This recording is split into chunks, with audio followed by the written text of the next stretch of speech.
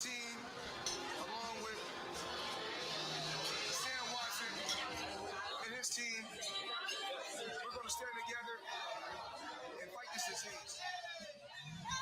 I come this way before, traveled through open door, circumstances navigated the path, and life happened all so fast. No, it got lonely sometimes, you see, I know we couldn't make it. Even when I'm off beat, I still land on my feet, and nothing can shake me, cause I know life took a hold on. I never. This is where I am destined to be. I'm not ready to give up. I believe in the miracle of life. Life's a play for no rehearsal. Learn quickly, they'll come for your role. Games can play, can't take it personal. Cause the devil is a liar. Telling you the truth, it's all in what you do, some things you gotta do, fight for millions, take a second, see the blessing in it. We're much expected, much is given. One to make the living, now I'm giving back to children. Never let the power come first before your happiness, yes. You can be the best if you go the distance. Mix a little sweat with your persistence. You know that the best things are never instant. Just shine up, let them see your brilliance. Get up, open up your eyes now. It's the moment of truth. No backing down. We're bringing it to life. Oh, for the children, it's a given. You gotta give it, be a blessing. This my personal statement. Run the game like I'm aces. Learn to develop patience, determined to be the greatest. Yeah, bobbing and weaving, they changing up like the seasons. Indigenous to the grind, so I do it for all my people. Jabbing the competition, back up against the ropes. You fighting for recognition. I'm fighting just to promote equality where we lacking. Or cancer slowing our road. I'm confident we'll make it. We focus on common goals. Yeah. Give back, give love, giving something away. Never give up, stand tall to fight another day. 2 toes, 2 feet, I stand on the ground. I'm going back soon and fight this final round. Life's a play for no rehearsal. Learn quickly, they'll come for your goal. Games they play, can't take it personal. Cause the devil is a liar. Telling you the truth, it's all in what you do, some things you gotta do,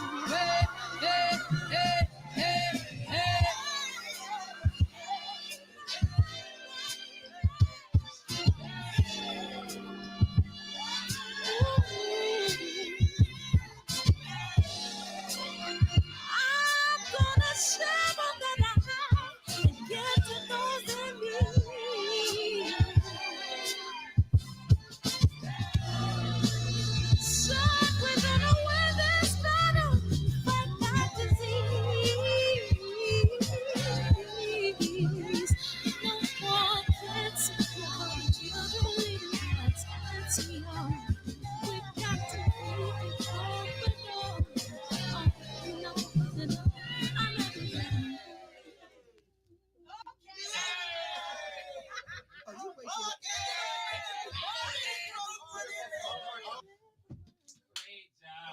Yay. Oh my God.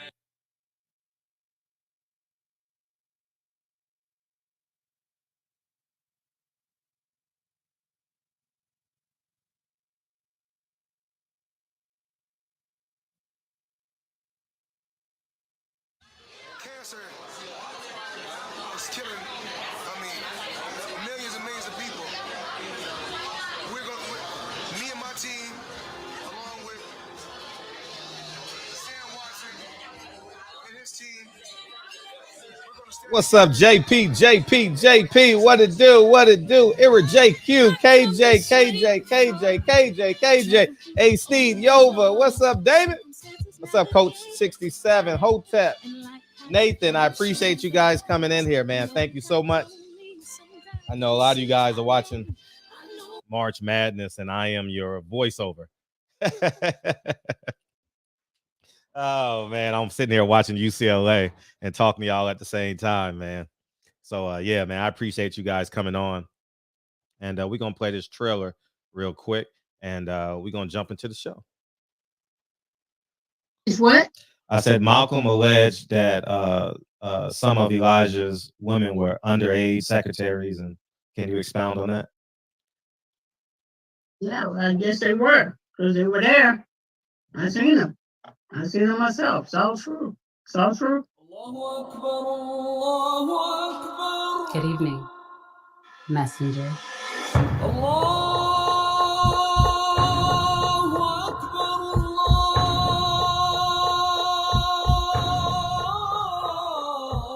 You convinced us that you were the last messenger.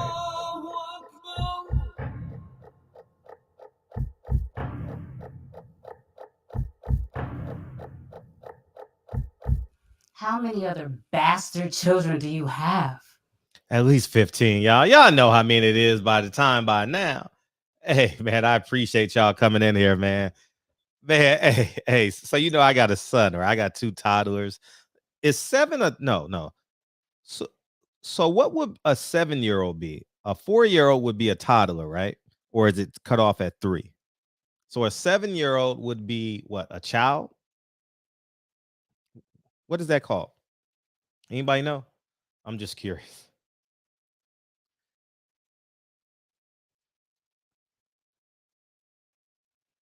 What is that called? Dutch Schultz, man. Welcome back, man. Welcome back. Thank you. No, for real. Thank you, dog. That's love. Thanks for coming back. Because you could be anywhere in the world. You know what I mean? And I want to say thank you. Hey, so the reason why I said that, because I thought of some jokes. What does Jermall Charlo order at Taco Bell? Someone guess. What does Jermall Charlo order at Taco Bell? A kid, right? A kid. Oh, man, I'm gonna say this joke all night until it gets boring. Enjoy that gumbo, Rob G. Someone take a guess at it. Someone take a guess before we jump into the show, man. What does Jermall Charlo order at Taco Bell?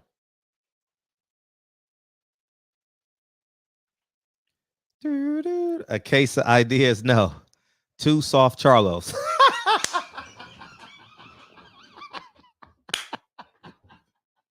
2 soft Charlos. You got it, Megan. 2 soft Charlos. Oh man. Oh man. 2 soft Charlos. That's funny.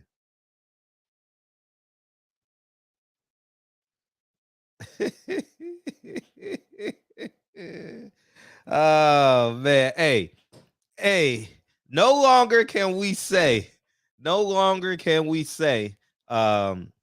media is afraid to say his name, afraid to ask the questions. A fighter is afraid to say a man's name, y'all. Mike Tyson, hey, if Mike Tyson would have went savage on Jermall Charlo, like I don't mean savage as in threaten him or nothing like that, but savage in terms of like say David Benavidez's name. I didn't see the full interview. I just saw the minute clip or something like that. Man, I saw it on Malachi and Blue Bloods joint. And man, that shit is sad, man. Man, you can't convince me otherwise, man. During quarantine, he was afraid of him. God damn. Hey, what does David Benavidez be doing to these guys, man? Nobody will. Canelo won't touch him. Charlo won't touch him. David Benavidez won't touch him. God damn. He must does something that only boxers see. Because man, they running for the hills. If you say what's up, Rodney? Hey, War Eagle, man. Hey, yo, this is crazy, man. I ain't lying, man. This is the craziest joint ever. I ain't never seen a fighter go on skates for that long. It probably was like a 5 or 10 minute segment on that part, I'm guessing. He wouldn't say his name. He wouldn't say his name. I'm like, damn, say his name. Say his name, dog. Man, damn. Man, oh man, oh man. And then another clip too, which caught my eye. Matter of fact, I think I'm gonna play the whole interview, maybe when the room fills in a little bit, so we can just have a full conversation. People say, "What are you talking about?" So I'll wait 20 minutes to play that clip. But shout out to Blue Blood. He interviewed. Did he interview Steven Espinoza, or he chimed in on a media event or something? But it was only like a 4-minute clip, so I'm gonna play that tonight. Shout out to Blue Blood for that. Thank you. And but I ain't been speechless in a long time. You know what I mean? I don't mean speechless as in like, wow, but like, dude, you're a fighter. Benavidez says he wants you on site, and you not even saying his name? Man, come on, man. Man, I don't know what they see in David Benavidez. Maybe it's his mindset in the ring. You know what I mean? I don't know what it is, but he is literally running scared.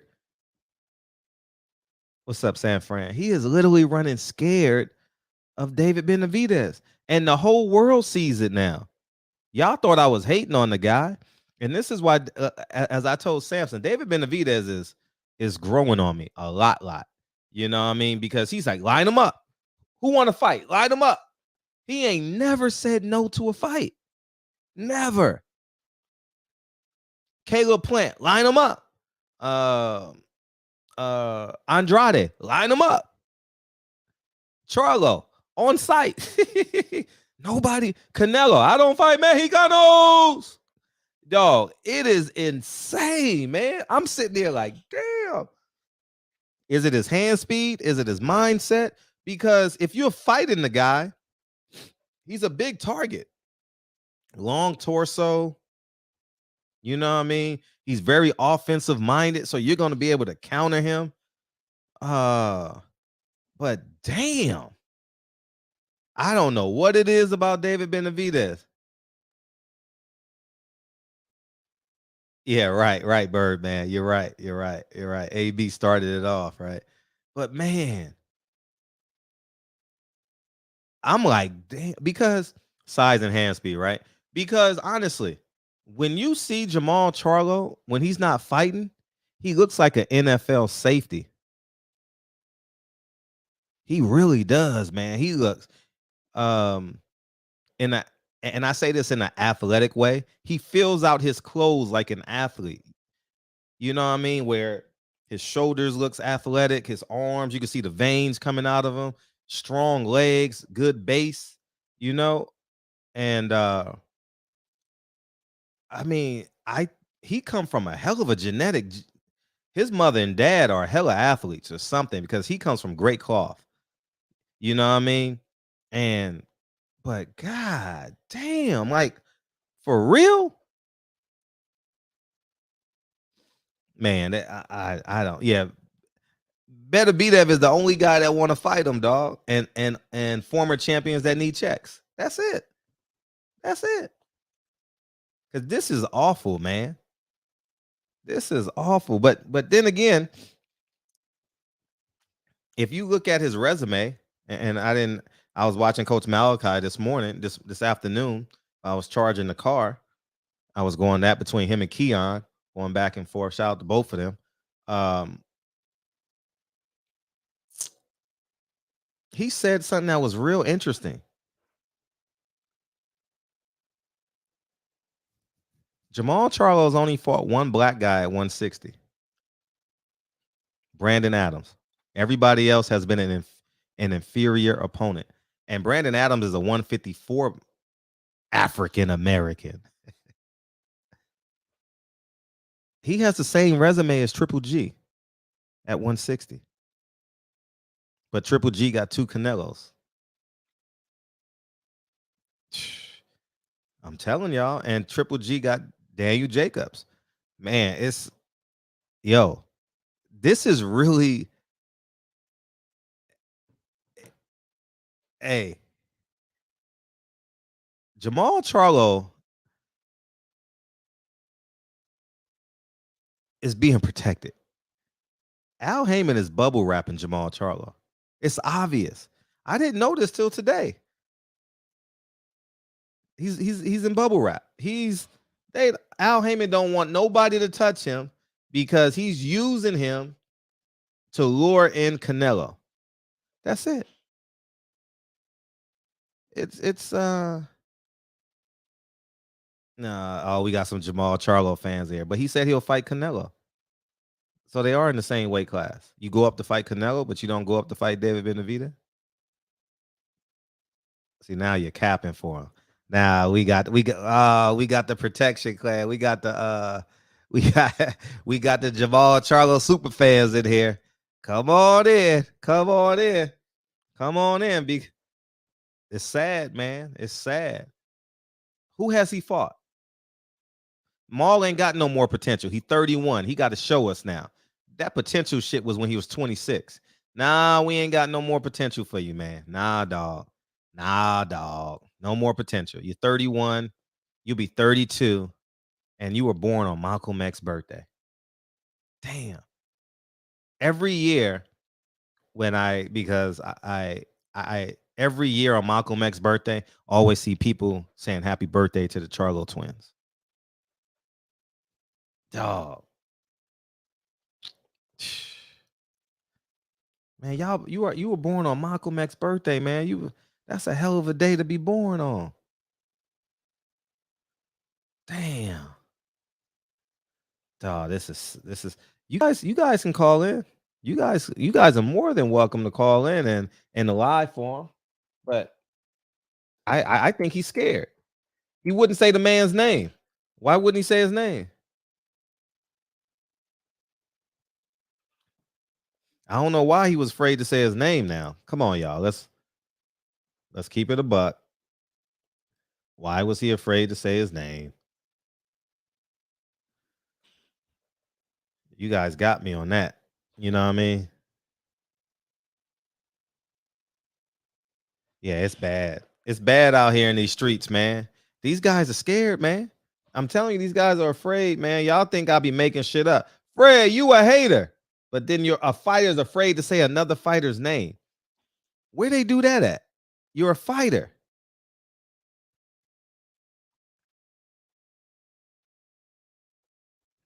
But then they gonna act tough. They gonna act tough and tough. I mean, no one cares about how tough Jermall Charlo is. We just want to see you fight, man, because we're paying for this. We're literally paying for it now. All right, we got enough people in here, man. I'm gonna play that. And I was kind of taken back by Steven Espinoza's words. And I like Steven Espinoza a lot, man, but he may be changing on us, man. I'm not gonna frame it. I'm just gonna let you guys tell me what you guys see and put in the comment section to call in. Shout out to Blue Blood, man. Shout out to Blue Blood Sports TV.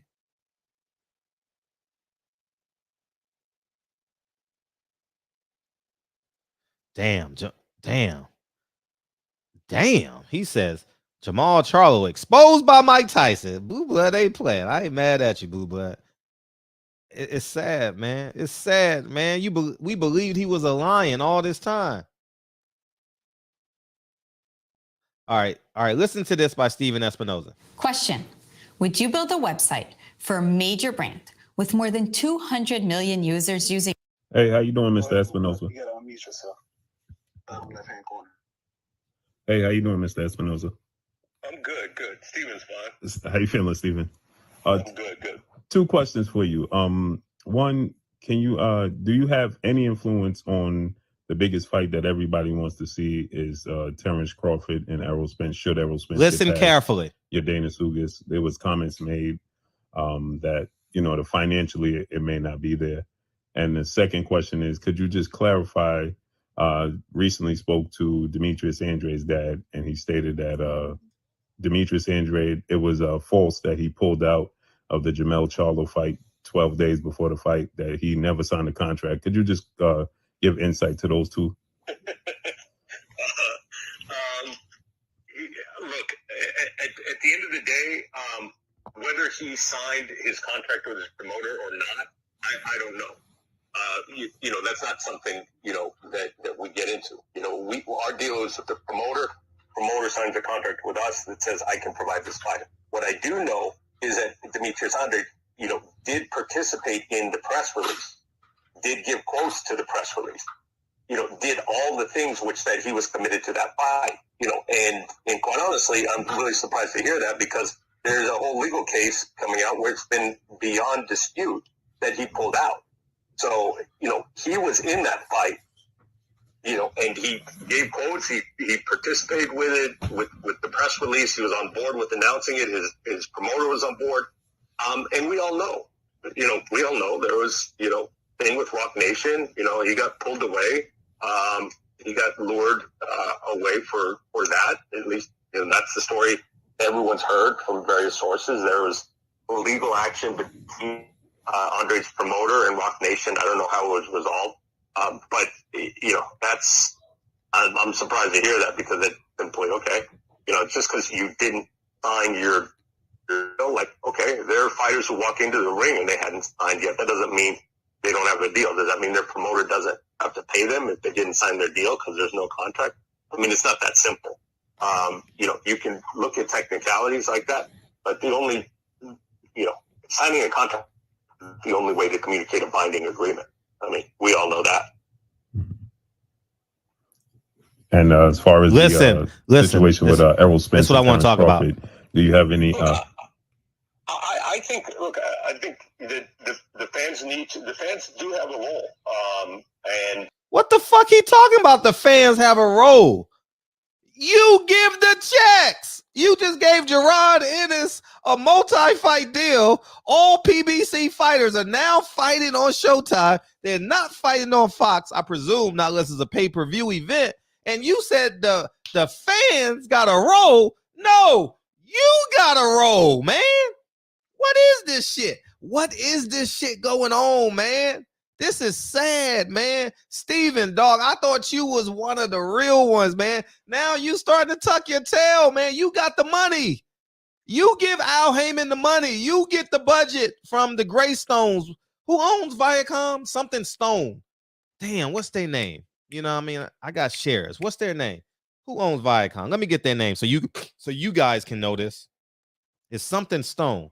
Viacom. This is sad, man. Viacom CBS.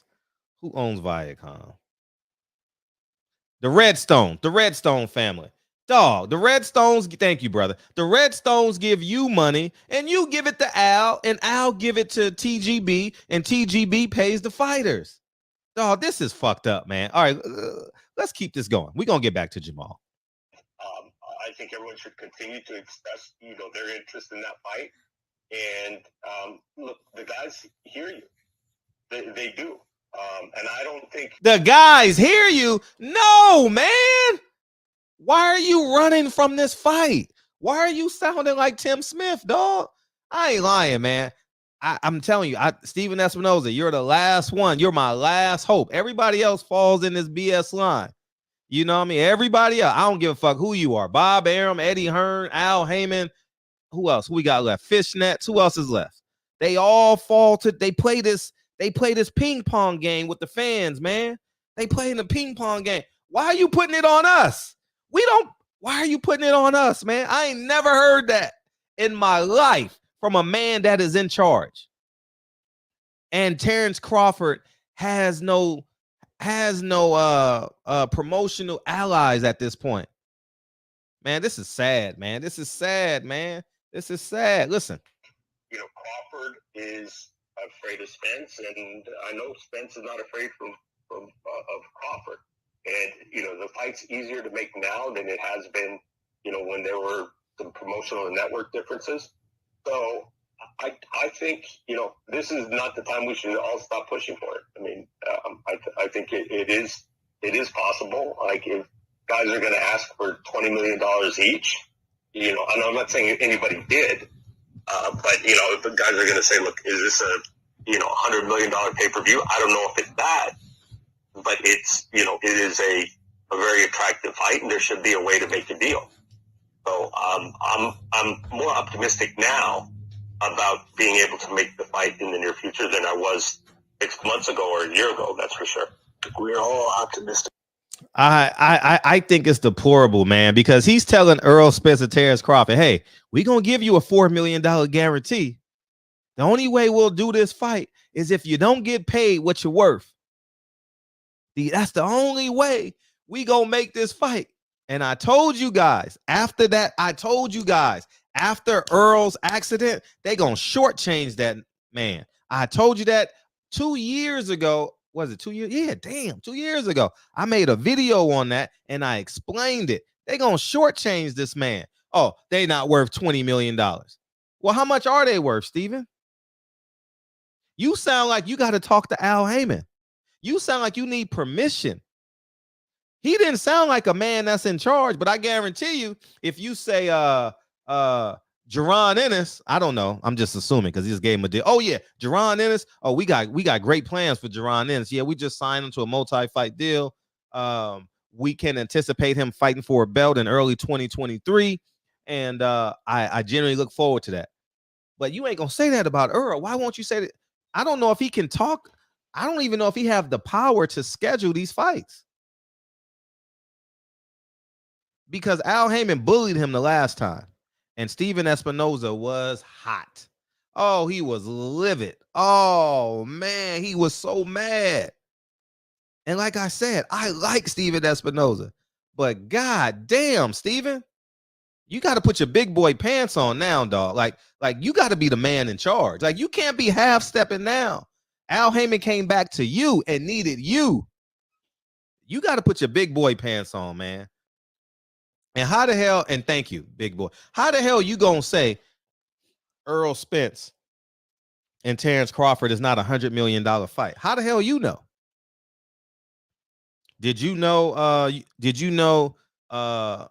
Floyd and Conor was gonna shut down the pay-per-view market? Did you know? I'm just saying. And how many do you need to be $100 million fight? How many pay-per-views do you need? Because he shitted on Earl in that interview too. Well, I don't know. I don't know if we can afford you, Earl. I don't know. You got to be careful, man. We gonna tell you when we need you to fight. We gonna tell you how much we paying you for this fight. No, you can't negotiate no fight. No. And I'm going and Al Heyman is gonna make sure they do that. How many pay-per-views makes 100 million? I'm just curious. Is it $1 million? No, because it's $80. If it's $80, let me do the math, man. Because this is not cool, man. This is not cool, man. How they don't push like the fans' interest, man. They just play with us, man. They play in our face too much. Oh, it's up to the fans. What do you mean it's up to the fans? We've been asking for it for 6 years, 5 years. All of COVID. That's the only fight we wanted. God damn. Like, how much noise do we gotta make? How much noise do we gotta make for them to realize that's the fight we want? Oh, you want to embarrass Errol Spence by saying he's fighting Keith Thurman next? Is that what you want to do? You want to embarrass Errol Spence? Because I'm gonna tell you right now, all of boxing will turn on Errol Spence if he's not fighting 3 fighters. And I said, I spoke to Miss T yesterday, and I know number 1 is Terrence Crawford. Number 2 can be Canelo. Number 3 can be Jermall Charlo. Those are the only fights Earl can fight next. He can't fight Keith Thurman next. No, he can't fight Jerron Ennis next. No, we don't want to see that fight. No, we've been building this fight up for. And by the way, I was the first person to ask Errol Spence in person about that fight. I forget what fight that was, but Anyways, it dominated. My one question dominated the whole weekend when he was getting into the hotel. And I like Earl, but shit, no one can protect the avalanche that Earl Spence will receive if he doesn't fight Terrence Crawford, Earl Spence, or Jermall Charlo. It's gonna be worse than Jermall Charlo. What's up, man? What's up? What's So, up, man? 1.2. It's not gonna do 1.25 million buys, but I guarantee you it'll do minimum 500,000 at $80. What's up? Yeah, man. We gotta keep it 100, Fred. We gotta be honest. I am as keeping fans, it on. we wanna see the best versus the best, right? And you blame the fighters, right? You said that it's the fighters. It's no one else, but it's the fighters. Oh, I see where you're going with it. I'm fair with even that. Mike Tyson. No, look, even Mike Tyson. I remember said Mike the Tyson with fighters- the 135 guys. Yep. Mike Tyson said, if you want to fight, you can make the fights. Mike has said before, it was fights he wanted and he couldn't get. But guess what he did? He threatened his career. He threatened to end his career. And guess what? The fight got made. I know people don't like this guy. What I'm about to say, a lot of y'all don't like him. I hate him, whatever. It's not the point. PDU, that's not the point. The point is Canelo. It was a couple fights he won, and Golden Boy and Oscar did not want him to take the fights. They said it. They did not want him to take these fights. Canelo threatened his own career to get the fights. And y'all should know the fights I'm talking about. Y'all already know it was two of them, and he got those fights. And quoting you, Fred, you said it's the fighters. So in this situation, what does Earl Spence and Terrence Crawford need to do to get this fight? They are the talent. They are the person who are putting their lives in to get the fight. What are they not doing to make this fight happen? Now I know Earl has a fight with Ugas, so there's nothing we can do about that. And Crawford's sitting out waiting on the results with Earl and Jermall Charlo. You know, as fans, you know, even if you're an Earl Spence fan, a Terrence Crawford fan, but in the end of the day, we know negotiating out in the public is bad. And I love Earl, but him coming out and saying 80-20, 70-30, or whatever we're going to give him was not a good look in the history of boxing. Look what happened with the AJ Wilder situation. Talking about flat fees and saying this and that. And you never negotiate out in the public. You don't. And I'm not putting this on Earl at all. I'm just saying. And then Crawford come back and say, oh, well, I want 50-50. It's never good. So with this knowing, and I know you recently said that the networks. Well, he just said, let's talk in present tense, because he did say, oh, I didn't watch the press conference, but I saw the highlights where he said that he said some things and should have been done. So I think he recanted those statements and said something more appropriate to make the fight. Like he was very earnest. Is that a great word to say? Earnest, yes. Modest, earnest. Earnest, not modest, more earnest. Like the point is this: these fighters, you said it, it's the fighters. If the fighters have to take control. These fucking Al Haymans, Steven Espinozas, Tom Browns, they're not getting in the fucking ring. We know that. We're not gonna watch them fucking fight. We watching Earl Spence and Terrence Crawford. If from me to you, what do Earl Spence, if he beats Ugas and looks good and Crawford's sitting there, right? The fight is there for in the fall. Crawford better go to this fight. Man, Crawford better go to this fight. That helps. It helps. What do you mean? It's the only question asked. That's it. That's it. It's the only thing. That's it. That's true, but that's not going to make the fight. Look, Gary Russell Jr. did the unthinkable. He went up to another man's father, put his arm around him, and it wasn't really a threat, but it was bold. Went to him and did that, made a video along with it, and he still couldn't get the Leo Santa Cruz fight. We've seen fighters do all types of stuff, and they still don't get the fucking fights. Showing up to another man's fight doesn't mean it's going to make the fight happen. These guys need to do what Mayweather and Pacquiao did. Just meet each other privately and talk. Whoever is Earl Spence's family members, whoever is Terrence Crawford's family member, y'all have each other's DMs. Instagram accounts. I'm sure y'all do. Y'all need to get in touch with each other, talk. Because y'all want the fight, because that's going to be your brother, your cousin, whoever it is, that's your family member of these two fighters. Biggest fight, biggest payday. help make the fucking fight. Get these guys privately to meet each other and talk like Mayweather and Pacquiao did. They talked privately in a hotel. And guess what? The biggest fight in history was made. I mean, that's just the truth, Fred. What do you think about that? They need to meet privately. And I think talk. they will. I think they will because they have each other's phone number. And as nothing will protect them. Like I'm how can I say this? Like I'm pleading with Team Spence as like an ally of theirs. If you don't fight Terrence Crawford, I'm telling you, I seen it. I've seen this before. I don't remember what fight. It's gonna be a whole wave. Like people gonna turn on you instantly because now it turns into oh, now you're a slave. You're not the big fish. Al Heyman's your boss. You got to do what he tells you to do. So now you got to be like, Earl got to step in front of all this shit. You got to focus on Ugas because Ugas is he is the third best welterweight in the world. Now he's not the sexiest. Keith Thurman probably would be the third sexiest welterweight, but Ugas is the third best welterweight in the world right now. I mean, let's just be.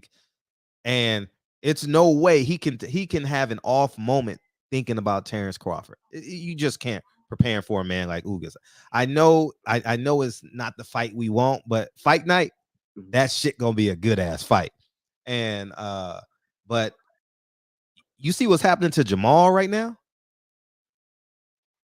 It's gonna be worse because Earl Spence is 5 times the star Jermall Charlo is. Well, look, I know they talked already, Spence and Crawford, but this is a pure great example for young fighters to look at, and I'm sure they probably aren't, but they should. Where look, you take control of your career so you can get the biggest fight out there for you. Earl Spence is one of the biggest as far as getting gate numbers, money to his promotional company, and he still seems like he still has the answer to them. Where's Frank Martin at, Fred? Hey, he's not even on his undercard. What happened to Frank Martin? He's not even. Guess who's on his undercard? Dude, I saw the undercard today, and I'm fucking like, see, this what makes me angry, man. This is what makes me really, really livid. You got Jared Hurd sitting over there. You got J-Rock sitting over there. You got Andy. If you want to do something, put Andy Ruiz on the undercard.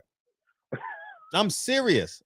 They got Rayo Valenzuela, Fred, Team Benavidez. You know, he had his own main event before Frank Martin did. Man, this is. Have y'all seen the? Frank Martin has never had his own main event, but Rayo Valenzuela. He did. He did on FS1. Frank Martin did? Yeah, remember when Derek James had all 3 fighters on the card on FS1? Oh, Fox. Okay, he was the main event. Okay. Oh, he fighting for Tuna next? That's a great fight for him. Oh, somebody said he's fighting for Tuna? Your favorite fighter? Yeah. Oh shit! Look, thank you, Jalen. Let me step out of character real quick. I didn't even know that. Let me step out of character with it. Man. Yeah, Javier Fortuna, we back, baby. Look, Frank Martin's a great fighter. It was Roy Jones. 100%. We're gonna push him to 100%. It was Roy Jones, Antonio Tarver. Part of the reason he fought the rematch, because if Roy Jones didn't fight the rematch, I remember this now, the fans would have turned on Roy Jones. He didn't just take the fight because it was close. He took the fight because he couldn't go down the street, and everyone would have called him a coward. Didn't Roy Jones try to do some independent shit before? He did. Remember, yeah. Him and his dad. Remember that? Yeah. Mm-hmm. What happened with that? Didn't it get shut down by the industry, or it just didn't work out? I don't know, but I remember him. He went back to HBO. I don't know the particulars on it. That was like when I was 15, 14. And that's another example. Look at Devin Haney. He's independent. He's struggling to get fights that he needs. Well, he's not independent. Devin Haney's not independent. I don't think he's independent. I thought he had like just a partnership. Yeah, that's not independent. What they call it, a co-promotional deal, whatever it is. Co-promotional deal. Yeah, okay, the partners or something like that. But it's not independent like who's like what's the young man? Why am I drawing the blank? Lorenzo Truck Simpson. I believe he's independent, you know. And so That's what I believe. So Yeah, I think these fighters, they need to like negotiate their contracts, and I don't know where does that start or where that begin. Maybe somebody who's a fighter who's watching this can come on here one day and they don't may not have to show their face, but just call in and talk. Like, how do you renegotiate your contract? oh, they ain't renegotiating no contract. Al Heyman won't. Hey, man, you kidding me? I wouldn't even.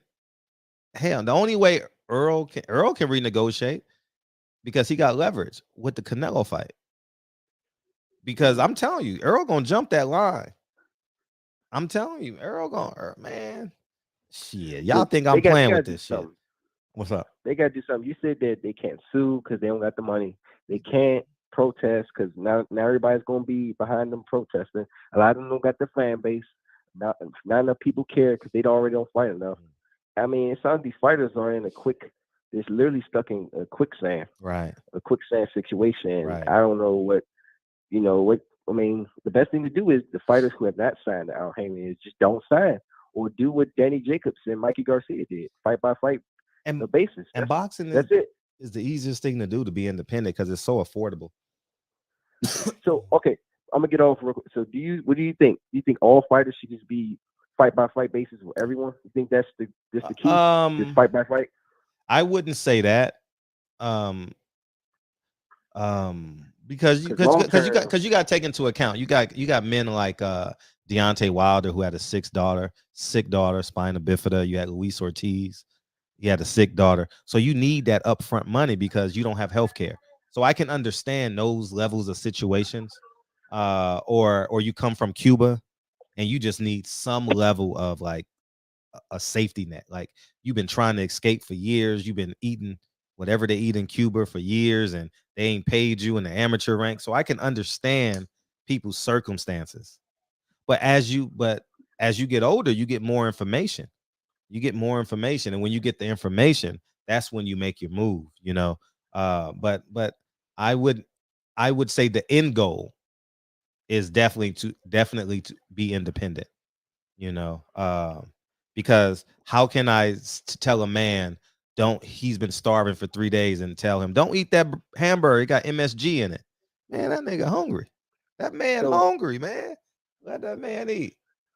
So my question is it possible to sign a deal where, like, or say you sign with Top Rank, say you sign like a 7-year plan deal where, okay, say you get to a Terrence Crawford status, and once you get there, you can just opt out the contract because now you hit your max value of your numbers, people who are interested, championships, whatever, and you have the option to now be, like you say, independent. Is that possible?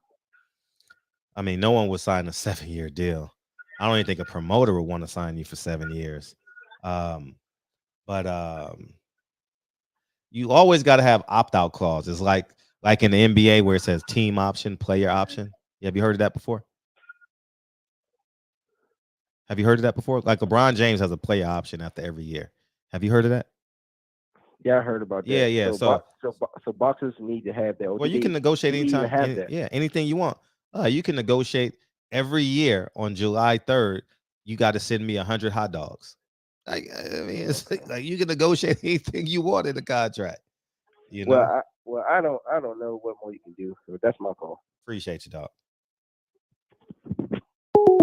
Yeah, man. I'm gonna play this Steven Espinoza again because I know we got a few people. I'm gonna just play it straight through this time. Let's see where it's marked at. I mean, we all know that.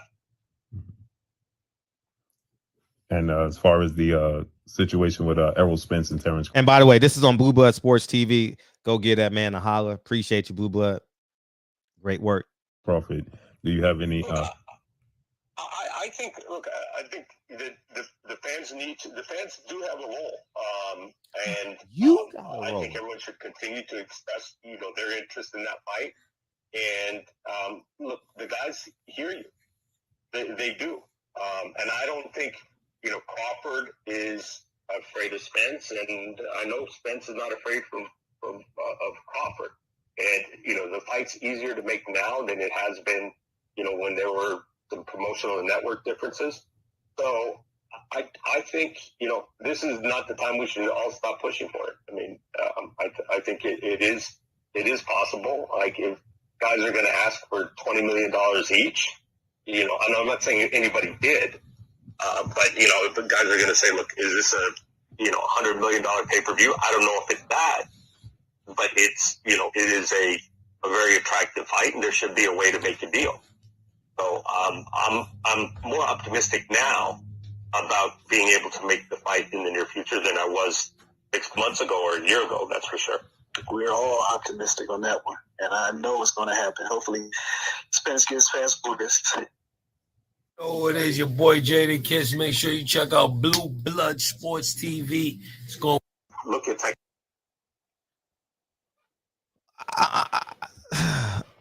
I don't digest that the fans got to make the noise because they hear you. You talking about the fighters? They hear you?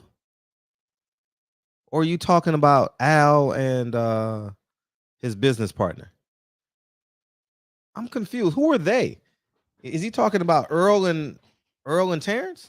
Terrence is ready to go. Terrence is 100% ready to go. And I'm just not, man, listen. I'm man, boxing gonna be sour. Man, I'm just saying, if that fight ain't next at the welterweight, if there's any welterweight fight Earl Spence is in and Al Heyman convinces Earl to fight Keith Thurman next, oh man, I might not come on for a week because I'm gonna really say fuck boxing, and y'all not gonna be prepared for every word that I call Al Heyman. Y'all not gonna be prepared for that shit. And I don't give a fuck. He don't cut off my water nor my electricity. Man, Fred might snap in this motherfucker. I'm just keeping it a buck. How the hell this motherfucker get to come in for 2 years, take a vacation, take his weave out, go bald, get married, have a child, and say, hey, I'm here like Mr. Deeds? How does he get to do that? No, stay retired. You got your little bit of money right now. Go do that for 2 years. Go and come back again.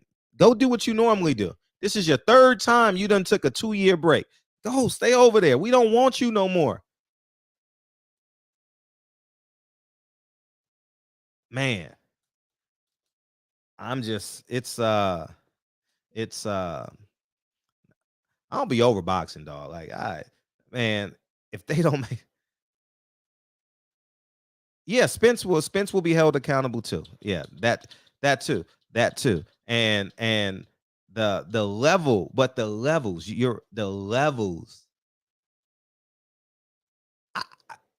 dog, I can't imagine them not fighting next. I can't imagine. I'm being honest, man. I can't imagine Al telling him to fight Keith Thurman next. Whew. Ain't no Benjamins and Keith and Earl. The fans gonna turn out. The fans are gonna tune out. He gonna get the regional support. Yeah. Ooh. Ooh. Ooh. But let's get through Ugas. We need Earl to beat Ugas. And I already know what Earl is going to say after the Ugas fight. I already know because I've everybody just like you and I has seen all his interviews. He's going to say, line them up. Y'all know who I want next. He's going to be like, remember when was that somebody took the monkey off somebody's back in the NBA? Y'all remember that episode? I mean, that game when they won the championship. Was that LeBron? Was that Kobe? Was that Kobe with Shaq, or was that LeBron in Miami?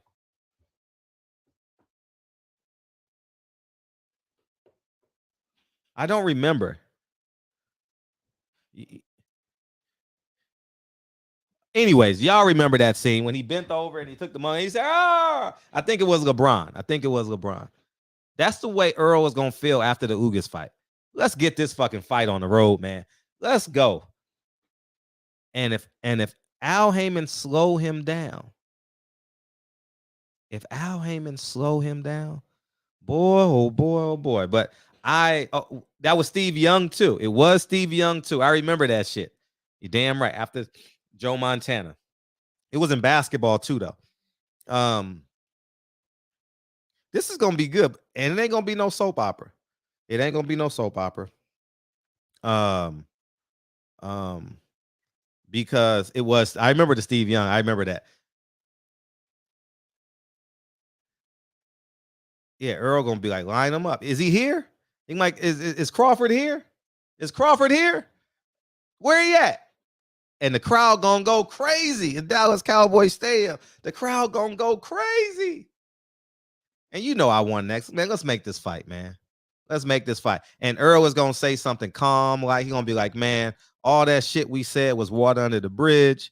You know what I mean? He said, she said, I know this, I know that. And the reason why I believe he gonna say something like that is I remember the Danny Garcia fight when they was pressing Terrence Crawford.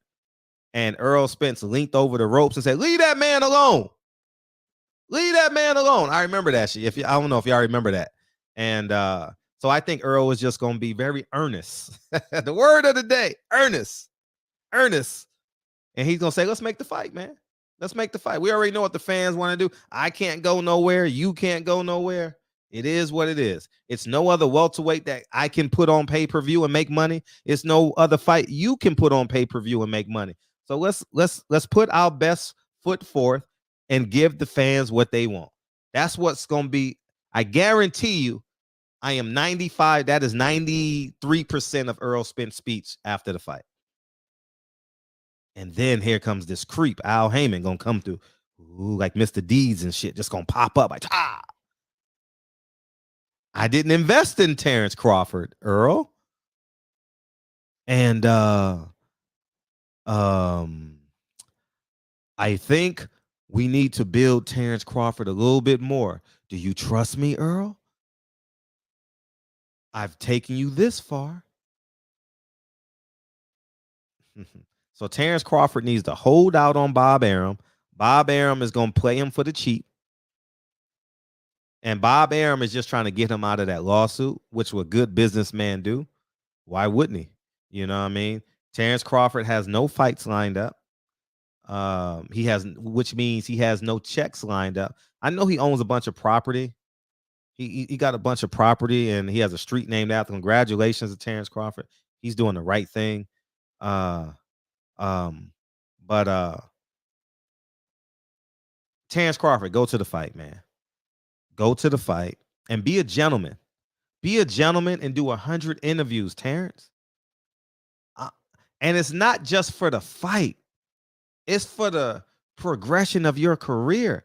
Terrence, you're going to have to soften up a little bit your public persona. You're going to have to soften up. And I don't mean soften up like wear flamboyant clothes, but you got to be more inviting because you solo dolo. Ain't nobody giving you checks, and you got to stay positive in the court of public opinion. Because people are literally giving you $80. That's a whole gas tank for a Honda Civic right now. $80. Shit. You know what I mean? So I would encourage Terrence to be a little bit more softer in his profile and his push. He got to do interviews, man. He got to smile, man. Like Magic Johnson was a genius at that shit, man. Oh man, he was great with that shit, man. Magic was the best. If y'all need some PR help, go watch the Magic Johnson interviews, man. Like he was just, man, very few like him. Very few like him, man. You know what I mean? And so I think Terrence should maybe hire a PR person just for that week.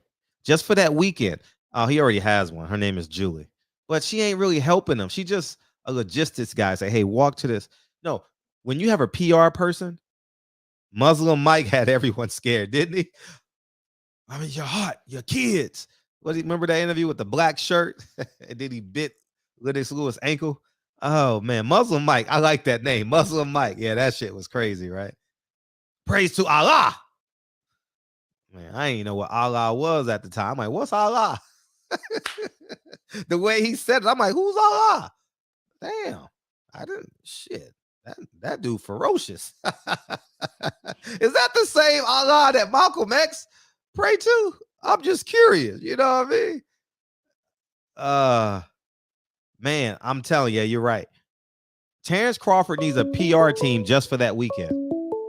I'm gonna do a video on it because I know he gonna watch it. What's up, 920? What's up, 31? What's up? What's up, Fred? What's up? Who this? Following you on here, man. I'm sound like I know you. I know. I'm like, who this? Shit. I saw the area code. I'm like, oh shit, who this? Yeah, this Cairo. I used to live in Carson. That's what's up. So I'm still like a native. Okay, let me give you the welcome. Welcome to the show. What's up? Yes, sir. So basically, man, I'm sitting back thinking about the whole situation, and we're gonna have to get the white boy involved, man. We're gonna need Jake Paul to get that fight popping. I sit back and I'm like, you know what? Let's just keep it G. Jake Paul right now he got the biggest draw as far as black boxing. He came in, white boy with some jury, and that's all they really wanted as far as the boxing world. They rather use other people to sell our image. And it's crazy, but this is just the reality that we living in and the lifestyle that we in with this boxing game. So I just think I'm like, let me just call in, say one thing, not take up a lot of time, but I want to see and hear everybody's opinion. What do you think about Jake Paul putting on that fight with Errol Spence and Terrence Crawford? Because he became like a promoter and he's sneaking his way in. And I just believe if he speak up, and he said it, he was like, yeah, they need that fight. That's why you see the Devin Haney's hanging around him, Shakur, all the fighters is about to try to steal his shine because they know that he has more draw. And it's just sad that we always have to have a white boy, an Asian, basically any other race versus black. It's just from the beginning of the time, we can't never just stand up for ourselves and be like, all right, we gonna run it. We gonna basically shut everybody out. We're going to blackball the industry. It's never that because we don't stick together. And that's cultural. We know that from just back from our culture as being Africans and African Americans. So that's just something that we deal with as a race. So it's bigger than boxing. But I just said that just out of pure comedy. I said, man, I've been watching boxing for a long time. I actually train. I'm actually in Atlanta now, training my own fighters. So I stay hip to the game. I stay watching you, Blue Blood, everybody, just to stay hip. Just knowing the boxing where I'm like, let me stay tuned because I know my fighters gonna have hell. They coming up, they younger, and they have a problem in Atlanta. They enter into these amateur fights and they killing it. But I'm knowing how tricky the politics are with this boxing thing. It's tricky to get the bag now. It's not like the Mike Tyson days where you could go get Mitch Green off the street and go. Mitch Green could go make a couple M's, or he could get closer to the bag. Just these dudes who just wanted to fight Mike. Like Mike told Jermall Charlo, man, y'all got to speak up and y'all got to go get it. Jermall them is, for a belt, I'll go get it. But what about a bag? And then have the fan base, the boxing world, like, man, he's a soldier. He's a true G. That's what they want to see. They want to see Jermall Charlo take that extra step and say, you know what? Forget the belt. This is about still legacy fights. He talking is a big draw. It's for a major bag. Everybody would pay to see that. Benavidez and Jermall Charlo. Let me step up, win, lose, or draw, and show you I got heart. And I'll drop right back down to 160 if they let him keep that belt. And he can still live his life. But that's the risk that you have to take to become a star. Right. And say if Jermall was to go ahead and put that work in and just touch Benavidez and everybody shocked, oh, Jermall Charlo caught him, and he just can shock the world. Man, you know how big of a star you're gonna be, fool? That's why you gotta have a whole lot of like heart in this game. If you really do believe you are who you say you are and you're not scared, prove everybody wrong so you can be that big star. So Canelo can see, damn, he knocked off Benavidez. You know what? I gotta fight Charlo. That's the shit that like Mike can't really tell him to his face because, to be honest, Mike bullshitted Charlo that whole interview because we know Mike Tyson said Canelo would beat Charlo, and we all know that. So I'm sitting back, I'm watching. Oh, he did say that? Yeah, you gotta go back and watch it. Damn. Mike Tyson was like, "Oh yeah, Canelo beats Charlo." he said it. I forget which interview. It was like one of them young kids was on there, and he was talking to. It was like a young fighter. They just happened to mention Charlo, Okay. and he was like, "Oh, Canelo beats that guy." He was like, "I like Charlo, but Canelo." He already had said Canelo win. So I'm sitting back like, Mike, smiling in your face. Charlo, when are you gonna say, "Hey, Mike, I heard you say Canelo will beat me"? That take a lot of balls and a lot of courage right there. Not saying that Jermall ain't who he say he is, because he Louisiana bred, like how we come from Louisiana, LA, Oakland, that type of bloodline. So I'm knowing, Texas. He come from, where you gotta have heart. But at the end of the day, I was waiting to see what Jermall was gonna say to Mike to his face. Yeah, I know you said Canelo would beat me. You know what I'm saying? Just to spark that conversation and have Mike say, well, yeah, because such and such, and give him just the opinion of why he believed he would win. So that's just really my whole thing with this situation. He was right. Boxing these days is a whole lot softer and is watered down, because I'm born in '86, so I'm not hella old, but I'm still in a I used to watch the VHS tapes of the Sugar Rays, and I used to sit back and watch them old fights coming up, because my OGs, they was into boxing. So, but that was a different era. My era from '88 is watered down. From '88 and up now is all watered down. If you wasn't born after '88, I believe a lot of everything changed. And I say that because my little sister is what is she like? She 2 years younger than me, so she like 33. I'm 35. So I'm like, if you ain't in that bracket of 33, 35 right now, y'all watered down. Y'all don't come from that era that we come from, and that's just the cloth. So, it's like I said, it's just different, man. And these fighters are older than, or they younger than me. So I'm like, damn, I'm looking at Charlo. Like, you how old? 32 or 31? Twins? They just don't come from that era where they ready to start something. All of them. I got to just be honest with you. And that's what people got to realize. It's the time that we're living in, and it's the era. The era is, that's not their generation. Arjun, like how Fred, you ordered. How old are you, Fred? If you don't mind me asking. No, 44. That's what I'm saying. You 44, so you come from a whole different era of boxing. I get it, because you sharp. You intelligent too, but how like I feel about certain stuff, or you know what it used to be, and you know the whole parameters of how the generation switch, the culture switch. So that's just what we living in. So when Mike Tyson talking to these young dudes, I'm looking at Mike like, they really don't get what you're saying, man. They don't understand. And that's why I say, from the culture shift, just to not get back off topic, but just with the Jake Paul, with that just being a joke, it's kind of like, now y'all must use him and the presence that he created.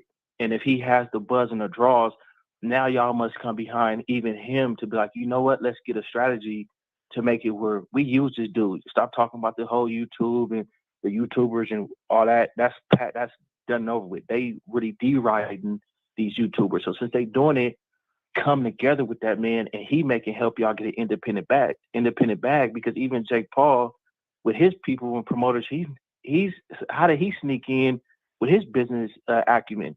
How was he able to come and infiltrate boxing, even though he has a fan base? But the lawyers and the stuff that he dealing with, these are different people who I haven't seen. The promoters, I got to see who's his team. How can he get that Serrano fight going, and how is he orchestrating how he's doing it? Let's even pick his brain, since he respects them fighters. These fighters can come to him like, look, I'm gonna figure out how to crack this code through the white boy. Let's be smart here. Let's really figure it out. And Jake Paul might be the perfect person to sneak in and figure out how to get this bag, and they can really get a bigger bag between Spence and Crawford, and even with him, to giving them some game that they may not know, or the pool that they may not know.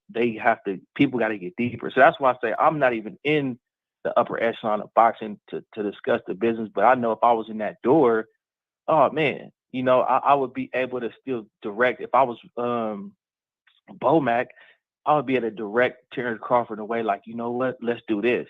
I'm a good marketing person to tell these people, hey, look, this is how I think you should go about it. Start looking to the people who he did business with and see how he's snuck in and see how he's getting these big bags. Even if it's just his fan base that makes them want to sign on those deals, let's see how we can get him to start speaking on this behalf, and let's be some silent partners.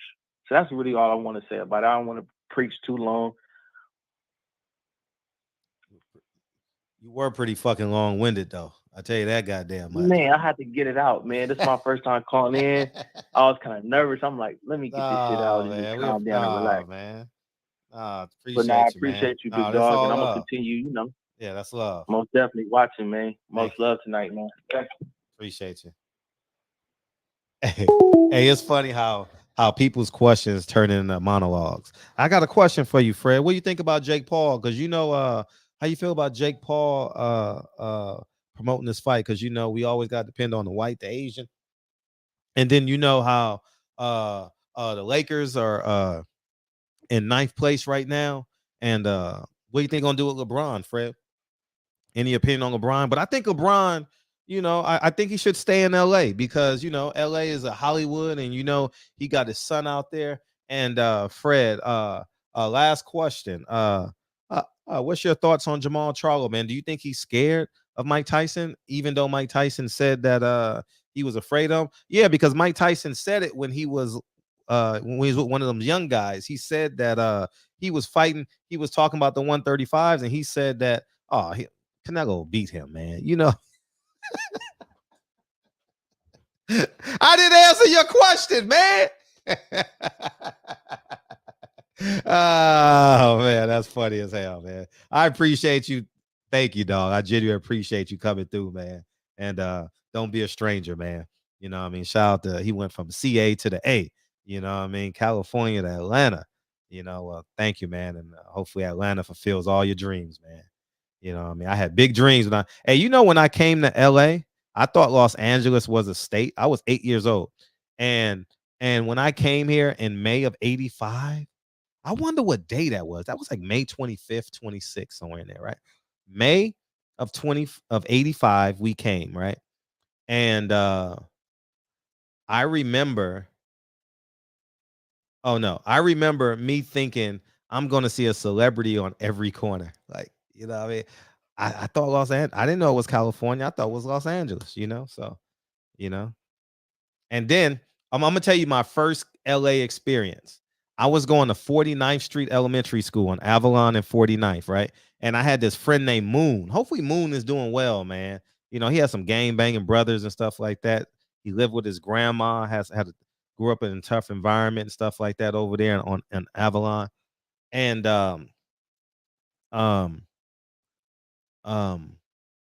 he said, Fred, oh, what's up, man? I appreciate you, man. Hey, what's up, Ness? He said, hey, yo, Fred, you want cuts? And I'm like, cuts? What do you mean?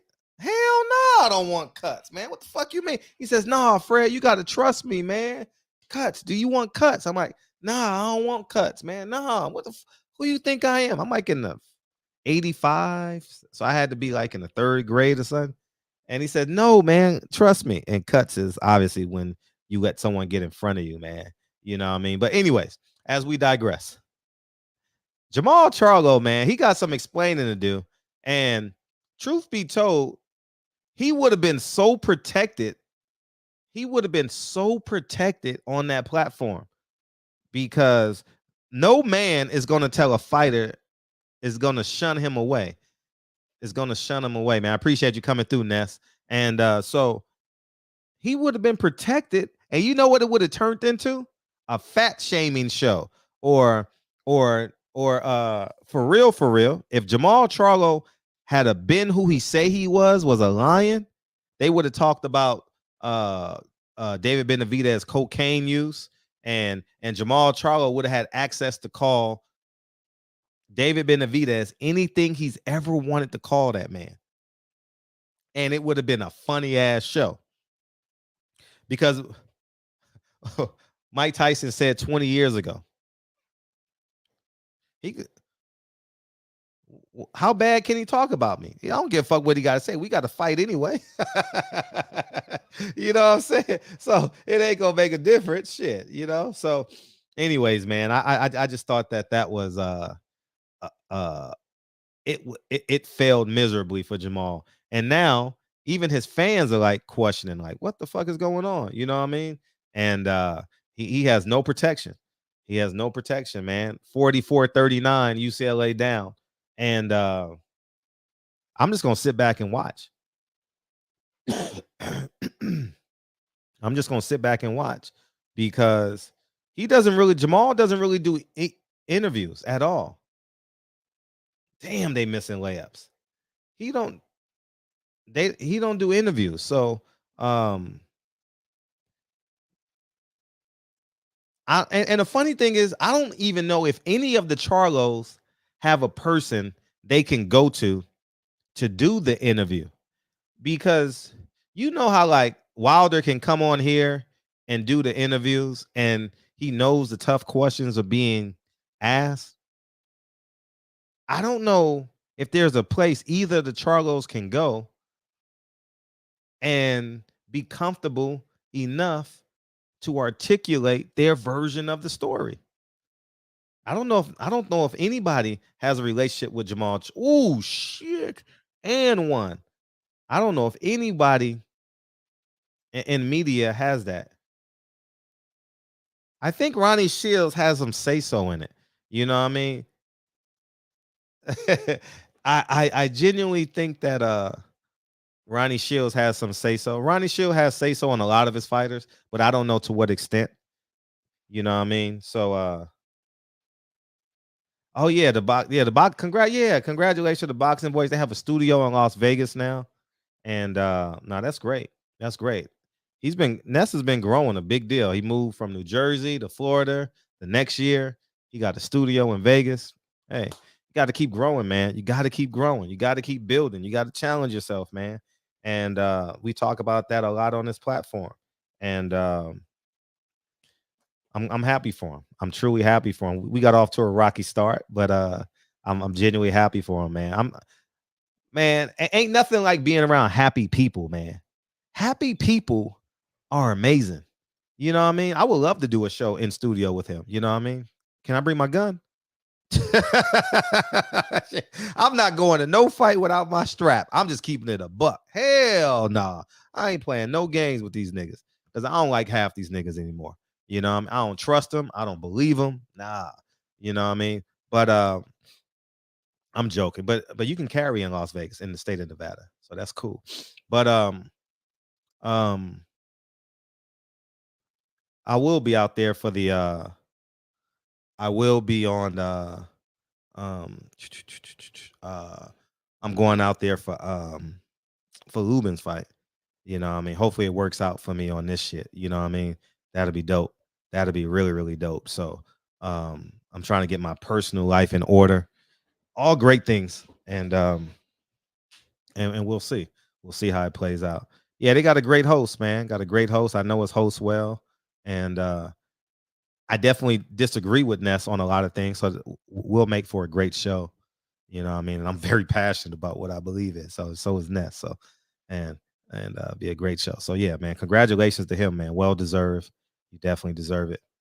And continued success, as well as all y'all. Keep growing, man. Keep growing. Don't stop growing. Anybody else want to call in?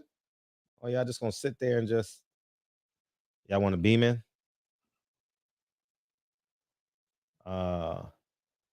Yeah, man. And Blue Blood has a website coming out soon. He's gonna do the pound for pound list. I know he had to be probably slowed down because Curtis Anderson got sick. I remember he said he got that coming. He got some big things coming. And I'm just happy. I think the two young ladies that do the show, I haven't caught up with them in about a month and a half. I don't want to speak too soon, but they're working on doing a meet and greet. So that's pretty dope, man. Keep growing. I don't give a fuck if you disagree with me, hate me, man. I'm never going. I don't know if I've ever not supported someone's growth. You know what I mean? I don't know. I'm just not built that way. You know what I mean? So I genuinely believe the more successful you are, the more freely you'll help people. And yeah, Kurt died. That was awful, man. I cried, man. I cried. Yeah, man. In 10 days, we lost 2 people, man. Xavier Porter. Love that man. Xavier Porter. Yeah, feel free to call in. Yeah, feel free to rest in peace to those 2 kings, man. No more Kurt Anderson stories, man. No more Kurt Anderson stories. God damn. He loved hip hop and boxing, man. Really, he could talk about anything, man. You know what I mean? That's amazing that he jumped out of the comment section, just like DB jumped out of the comment section and was a star on the show. Kyle jumped out of the comment section as a star on the show. Kurt Anderson jumped out of the comment section and became a superstar, you know, just like DB and Kyle, you know. So it happens like that sometimes, man. That's beautiful. And yeah, man. So hopefully everybody grows. LDBC, new media, even old media. Because if old media grows, then it's going to challenge new media to grow. LDBC to grow. You got to keep on elevating, you know. And I got some good things in store too for this podcast. I'm gonna tell you what I'm gonna do, because what I could do can't be duplicated, because I'm the only one that can do it. I'm gonna take barbershop conversations on the road. Once COVID clears up, I think like the top of 2023, where I'm comfortable being on an airplane and I don't take the sickness home to my kids and Dre. I'm gonna do what like Earn Your Leisure does.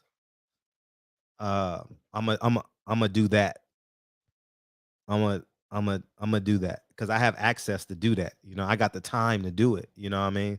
And I'm gonna go travel and do interviews and I want to do like short films, short 1-day films on fighters or personalities and stuff like that. So that's what I'm gonna do. 323, what's up? Yo, what's good? It's your boy H Money, Mr. The Zone. Hey, there's only one star that came from Barbershop Conversations, and that's H Money. I'm with that. We all know that. I'm with that. You know what I'm saying? Hey, shout outs to Bill Haney and Devin Haney. You know what I'm saying? Because guess what? Right. You know what I'm saying? Bill Haney gave me a job right here, live on Barbershop. And shout out to my boy Ness from the Boxing Voice. He'll tell you I became a star on the Boxing Voice because that's where I first started. And that's when Deontay Wilder recognized me. And Deontay Wilder was rapping my song and was speaking highly of me. You know what I'm saying? So where's my credit at? You talking about Kyle, a guy who's riding your wave. He got to ride your jockstrap to get some subscribers. I built my shit from the dirt. I got it, nigga. I had to fucking dick ride nobody, my nigga. You know what I'm saying? Because of my talent and my personality. But this guy, Kyle, he got a free load off of you to get subs, man. Come on, man. Stand on your own 2 feet, man, and be independent out here. You got to rely on Fred. Fred don't have to rely on anybody. Fred don't count on a PBC or a DAZN. He go out here and get it, right? No handouts. Like you were saying yesterday, Bill Haney offer you credentials all the time. You don't need it. You see what I'm saying? I could build my platform by my damn self because I'm a fucking star. You understand me? You are a star, though. Like, no lie. Right.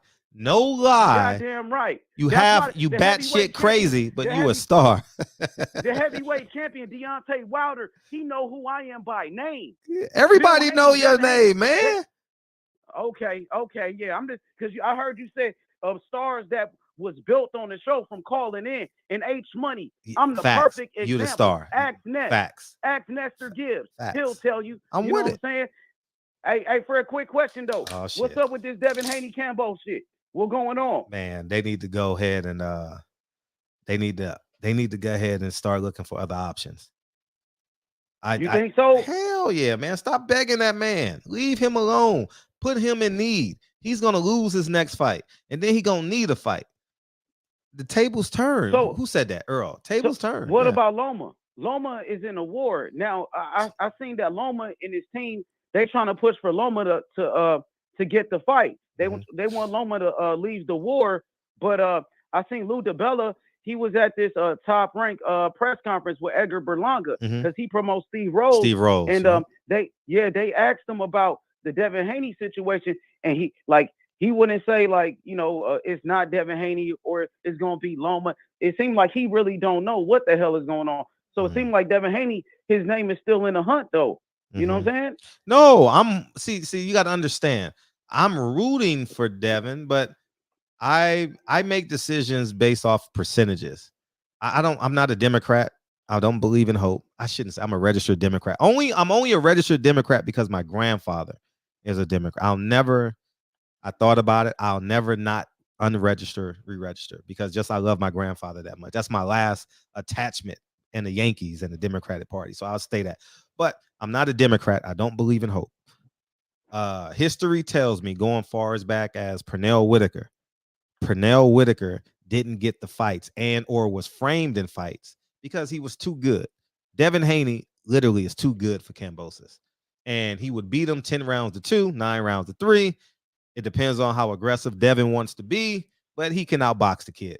And because that is the reality of it, they're just going to be like, oh, you're not exciting enough. Not unless if Devin was bringing everybody to the party, where he was bringing the money, the tickets, the chips, the women, the pay-per-views, like Tank would do, like that. Yeah, like Tank. Similar to Tank, similar. And so I think that they're going to do everything they can to keep his name relevant and find like a name to fight. I don't think it's going to be Devin. And I think Eddie Hearn don't give two shits about Devin. I genuinely don't. He signed Montana Love. He's like, Montana Love is cheaper, similar, gets knockouts. I don't need him. I don't need Devin. I had to pay for Devin because I was coming into the American market and I had to make a splash, but I don't need Devin. So if Devin wants to stay, we'll give him one fight a year. No big deal. But we ain't. That's it, So okay, because I was watching you last night, and shout out to Deacon 305. I seen him called in, and he was pushing for Dev. He loved Dev. As he should. We all love Dev, right? Yeah. You know what I'm saying? So it seemed like but I heard you said the fight's not gonna happen. Devin Haney's not gonna get the fight, but it seemed like he still got a chance though. Like we don't know who Kambosos is gonna fight next. It might be Loma. It might be Devin Haney. It might be somebody else, but Devin Haney, he still got a chance to get this fight. You know what I'm saying? That's all I'm saying. Yeah, he has a chance. Hey, you ever seen Dumb and Dumber? When the guy asked the girl, says, when Jim Carrey asked the girl, so what's my chance? And she says, 1 in a million. He says, so there is a chance. So you think it's that slim? Come on, man. Like, Kambosos is really, he ain't got that many options, especially if Lomachenko is in this war. I could see Kambosos just taking a tune-up fight in Australia against anybody or whatever, right. But Dev is still right up in the mix, though, and I don't know what's going to happen, you know what I'm saying? I want Devin Haney to get the fight, but you know what I mean? If he don't get the fight, it's not going to be the end of the world, you know what I'm saying? There's plenty of options out there, plenty of great fights available for Devin Haney, but of course, Devin Haney, he wants to be undisputed, and that was his dream ever since he was a kid, you know what I'm saying? So I hope he get the fight though, but if it doesn't happen, I don't know. Like Loma talking about leaving the war. I don't know what the fuck going on, So I just wanted to tap in with you, man. Appreciate it. No, it's great hearing from you, man. Great hearing from you. How you doing overall though? You good? Man, good, man. The channel jumping, man. Hey, look, I chime in from time to time. Yeah, we got to get you on the panel. Yeah. Days, oh, man. yeah. My movie's coming out May 19th, so let's do something in April. I got you, brother. Yeah, man, I you. appreciate it, man. Shout out to Lincoln, man. We out. I appreciate you. Peace. Yeah, thank you. I knew the number was familiar. I was like, who is that? I thought it was DB for a second. I'm like, that DB's number? It's H Money. Shout out to H Money. Everybody's welcome. Yeah. Hey, we can't front. H Money is batshit crazy, and he's a star. Hey, that can't be denied. He is definitely a star, man. No doubt about it, man. And we never know who he's gonna be mad at. It's gonna be Deontay Wilder, then it's gonna be Kyle. It was me, at first, and then it was, and then he it was Ness. I mean, he just keeps on going, and he's he's we appreciate him. At least I do, So anyhow, man, he's good for ratings. Yeah, the ratings do go up when he chime in. That's for sure. Hey, that's for sure. H Money, the ratings do go up, man. It was Ness for a minute. Yeah, you know what I mean. So, but yeah, where were we? We're talking about Jermall Charlo. We're talking about Devin Haney.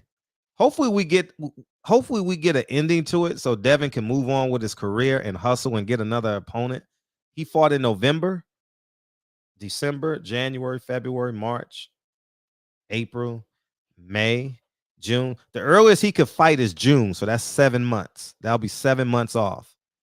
The reason why is because May got a full calendar, and April calendar is full. So the earliest he could fight is June. We'll see. And Eddie Hearn is happy. They just pushing him out. How do you go from? That's gonna be tough. Devin Haney's only gonna fight once this year. If Devin Haney fights once this year, which he is, because of the amount of money he's making, and I think that tells you the answer. Similar to PBC, when you go from fighting 3 times to 2 times to 1 time, you got your answer. What's up, 252? What's up, man? Yo, I got a question, man. Maybe you can answer this, or maybe someone that one of the guys in the industry can answer it. Mm-hmm. But I remember when I was coming up in the 80s, coming up in the 90s. Why is boxing? I'll get back to coming up in the 80s. But why is boxing, the big fights, always on Saturday now? Why is that mandatory? Because I remember Tyson versus Spence was on a Monday night. When Roy Jones fought. Tyson versus Spence on a Monday night? No. It was on a Monday That was Saturday night. night. That was a pay-per-view, 91 seconds. No, it wasn't Saturday. It was Monday night. Man, I wish I could bet you. That was Monday night. Because I remember going to church that Sunday talking about that fight. No, it was a Monday, man. It was Monday. If I remember correctly, it was Monday. And Roy Jones versus Montel Griffin was a Thursday night. Let's check. That's good. I don't know about Roy. I don't know about Roy Jones. Roy Jones versus who? Montel Griffin, the rematch. It was on a Thursday night, because that Tuesday they were on Tuesday night fights, talking back and forth via satellite, and it was on a Thursday night. I was in a bar watching it on a Thursday. August 7th, 1997. Yeah, it was on a Thursday night. Yeah, I was in a bar watching it on Albemarle Street. I'm just interested. Go ahead, continue. Yeah, but I'm saying why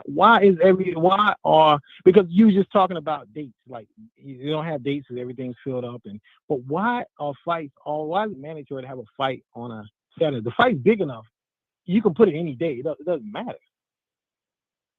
I think that's where they believe they can get the most ratings. Yep, it was on a Thursday. Damn. He's right. Tyson Spinks.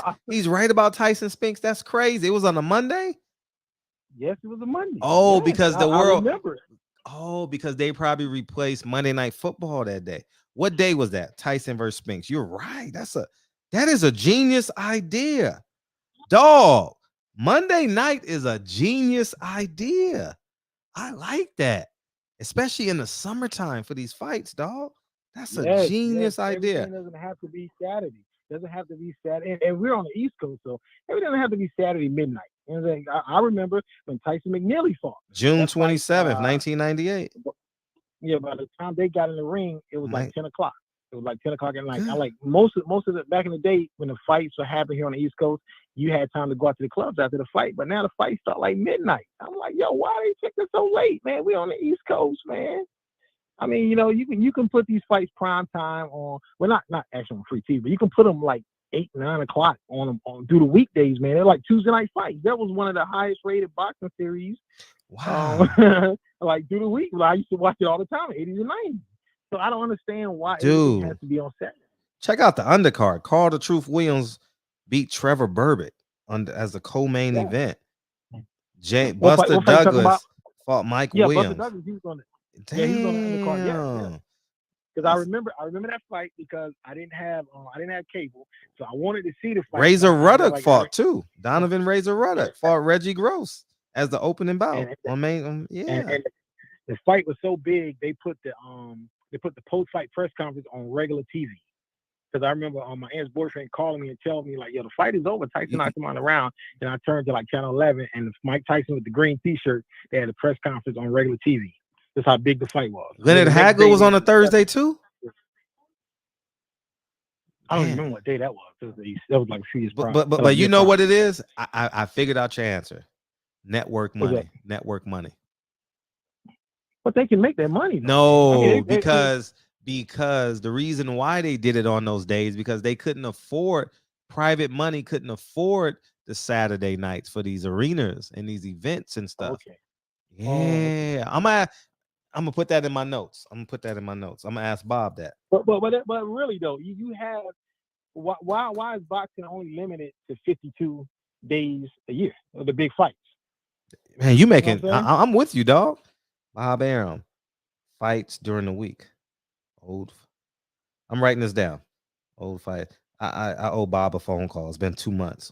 Old fights during the week. Because he could answer that. There's money to be made out there. Yeah, he could answer all that. These open dates open, man. You know what I'm saying? Mhm. But that's all I wanted to ask you. Great quote. I'm glad. Thanks for calling in, man. Yeah. All right, man. All right. I remember talking to my cousin Richard about Tyson and Spence. I remember vividly in church. Oh yeah. Yeah, I remember. I didn't know. Yeah.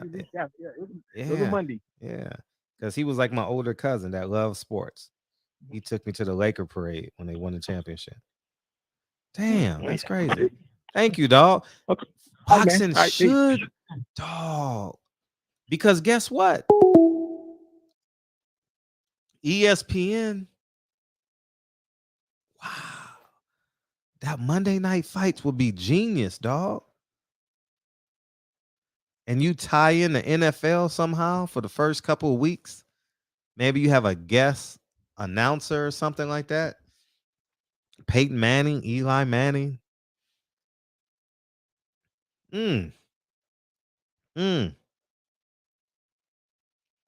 That's great. I like it. I think that's genius. I think we need to get back to that. Damn, UCLA came back. They up 51-52 with 1:46 to go, 1:45 to go. Great call. Absolutely great call. Murray State is beating San Francisco, and Kansas is destroying the other team, and Arkansas squeaked by UVM. So yeah, that's can't use ESPN. That's part of, but don't ABC owns ESPN? Oh, the dagger. UCLA point guard made a 3, 55-51 with 1:16 to go.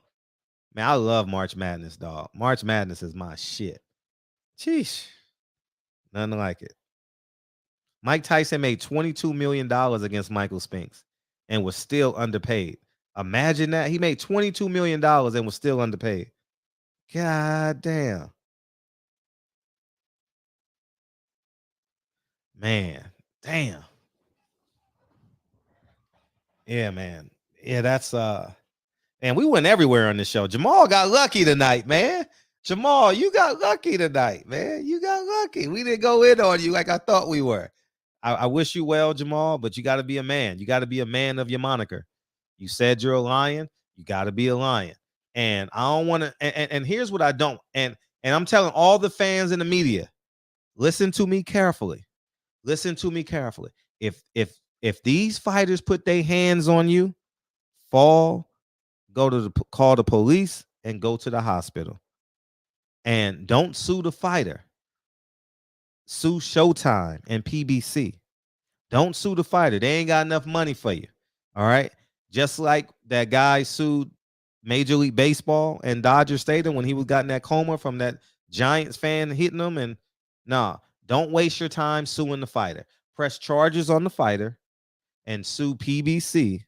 And because oh my God, he just bricked that shit. Oh, but so, and protect yourself, and let them hit you. Let them hit you.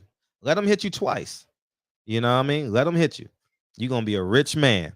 All right, because all this threatening, I don't like that shit. When these fighters be threatening fans, and nah, man, that's corny. That's corny. What's up, 410? Hey, Fred. Hey, I was noticing something. Okay. Since we were talking about Charlo, Uh-huh. I was looking at Triple G. Mm-hmm. Triple G's fighting Murata Yeah. later on this year to unify the titles. He's fighting next month. And I think April 9th. Yeah, and it's crazy because that fight is on Amazon Prime in Japan. I didn't know that. Thank you. Yeah, it's co-hosted by Top Rank and Tekken, but it's on Amazon Prime in Japan. So it's basically a pay-per-view. So Triple G trying to walk out of here with 2 pay-per-views in a row.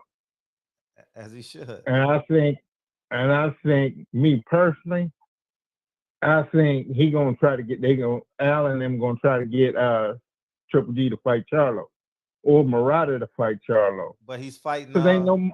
He's fighting what you call it though. Yeah, it lines up. No, but he's fighting Canelo next though. He already signed the contract. That's if he get through. If he look old, let's be clear. Triple G is 40 years old. Yeah, but he already signed to fight Canelo if they both win. But like you said, it's always a way out of a contract. Yeah, I don't know if he can do that Triple G, because it's not enough money. If Triple G look really old against Murata, it don't make no sense. Right. Good point. And I really don't think Triple G gonna beat Murata in Japan. Because Murata is a bigger star. He's the same quality of star as Canelo in Mexico. He's a huge star. Olympic gold medalist, 16-2. You see how they stopped that Rob Brandt fight when Murata fought Brandt. Murata hit Brandt 3 times straight, and ref jumped in there and stopped it.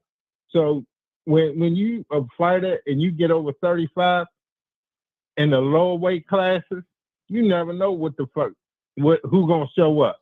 I'm glad you told me That's when the age really starts kicking in. They said it's the largest fight in Japan history. Yeah, for a native, because Tyson lost there. But damn, I didn't even think like that. I forgot that it's a big deal when they bring events like that to foreign countries. You know, Murata gets the whole country stops when he fights. Same way with Inouye. When Inouye fights, the whole country stops. I'm a fan of and Inouye. their fights are all on pay-per-view.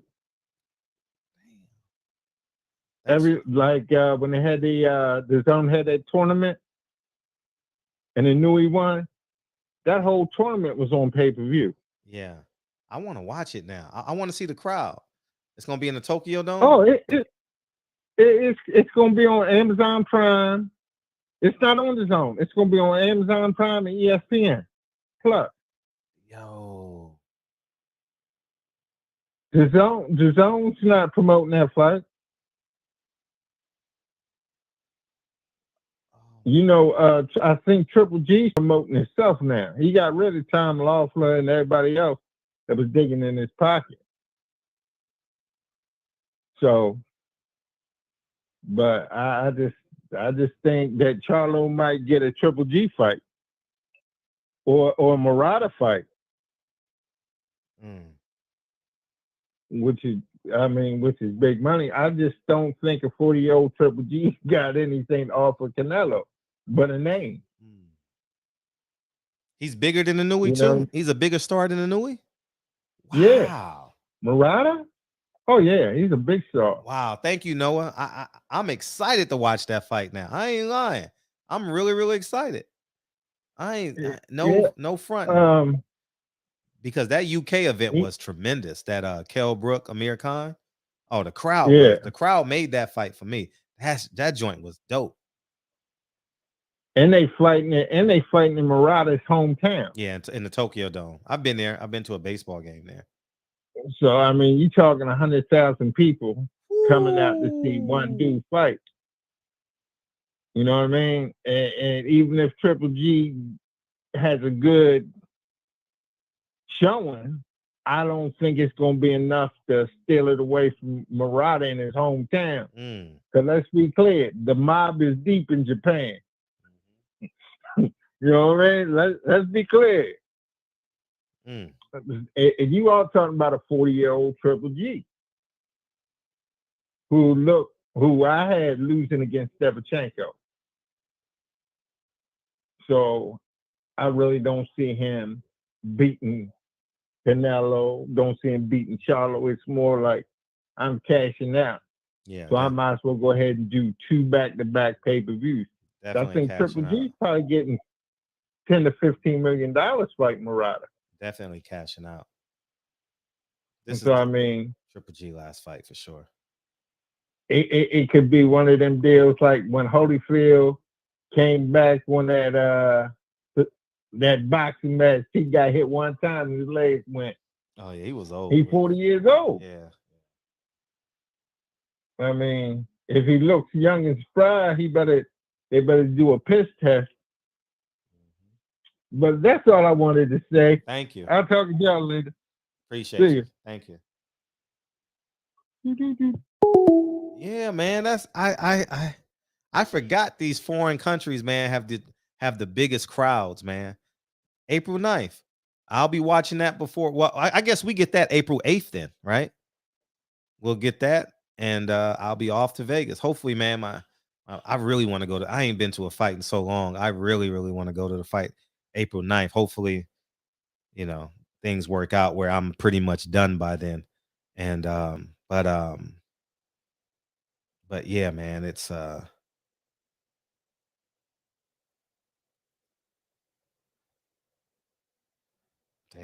UCLA advances 57 to 53. And Murray State is up by 9. So that was 4 minutes to go. There you go. Wow. The Japanese came to Vegas and robbed Tevin Farmer on the scorecards and a fighter pop for steroids. I remember that.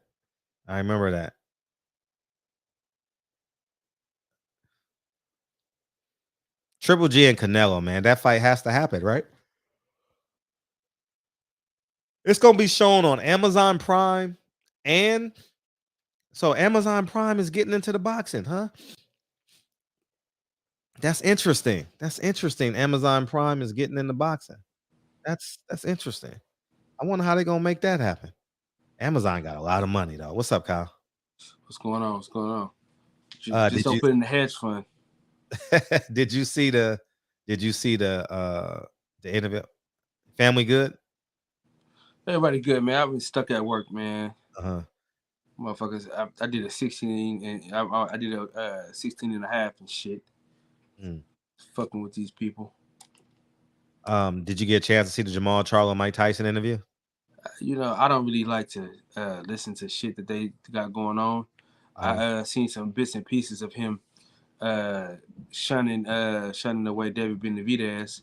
You're the one that called Benavidez out in the first fucking place. He called him out. Wasn't thinking about you. You said, "Man, knock him out." Like he didn't even ask. No, he wasn't even thinking about you. He was talking about Caleb Plant this whole time. And then here you come talking that shit, and then he called your bluff. Right. And you made some great points. When was that? Was that this? What was that? When you said he haven't fought any? Was that a video you did today? Yeah. Fred? Yeah. Today or yesterday? Mm-hmm. One of them where you was like, the nigga didn't fight Danny Jacobs. He ain't fight Triple G. I mean, he ain't fight nobody. You know what I'm saying? He ain't fought Chris Eubanks like he's supposed to. What else? I'm just not feeling that dude, man. He was the one everybody liked that first. Remember that? Yeah. They was turned, man. Damn. I'm just not a fan of his. You can't duck a whole generation of fighters and then expect to fight and then expect to say they're afraid of me. You mean 10 fighters are? You don't even have Gabe Rosado on your resume. No Hurd, no Laura, no Gabe Rosado, no Chavez Jr., no Laura, no Canelo, no Daniel Jacobs. Man, come on, man. All he No got Triple is G. J-Rock. That's it. But that was 54 though. And they were using J-Rock because J-Rock was an unknown, undefeated guy out of Philly. They were just using him. You know what I mean? He had a solid name. He was, he was very impressive. He had a lot of knockouts in a row. They were using J-Rock to build his brand, and he ended up winning the fight. But he ain't even got Nelson on his resume. No Adame. Yeah, Adame is number 2. So Adame is number 2. They skip over number 2 and go to number 6. Don't make sense to me. No, all world, and everybody in the world. I'm not even gonna say what I found out today. Is it? Can you say it publicly?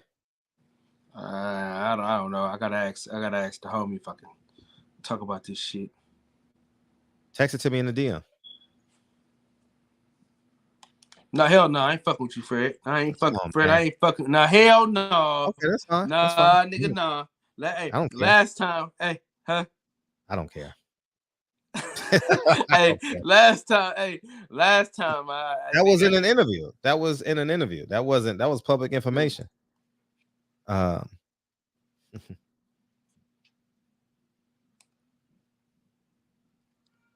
gonna send it to you right now.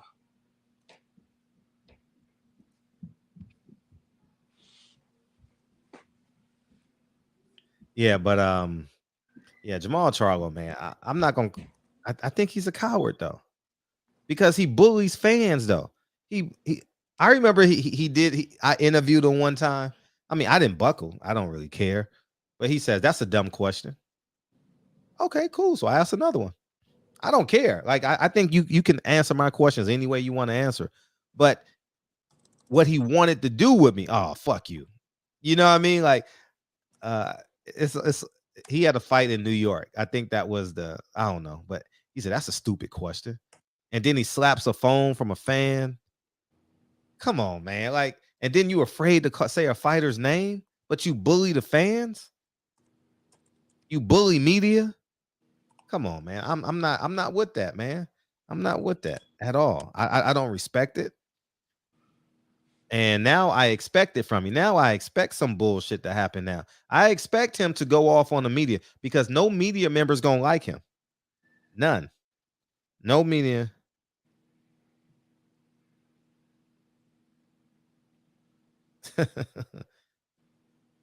Yeah. And it's because we're not supposed to be next. Yeah. It's awful. It's awful, man. Made him drop all that shit to go another route, not to even.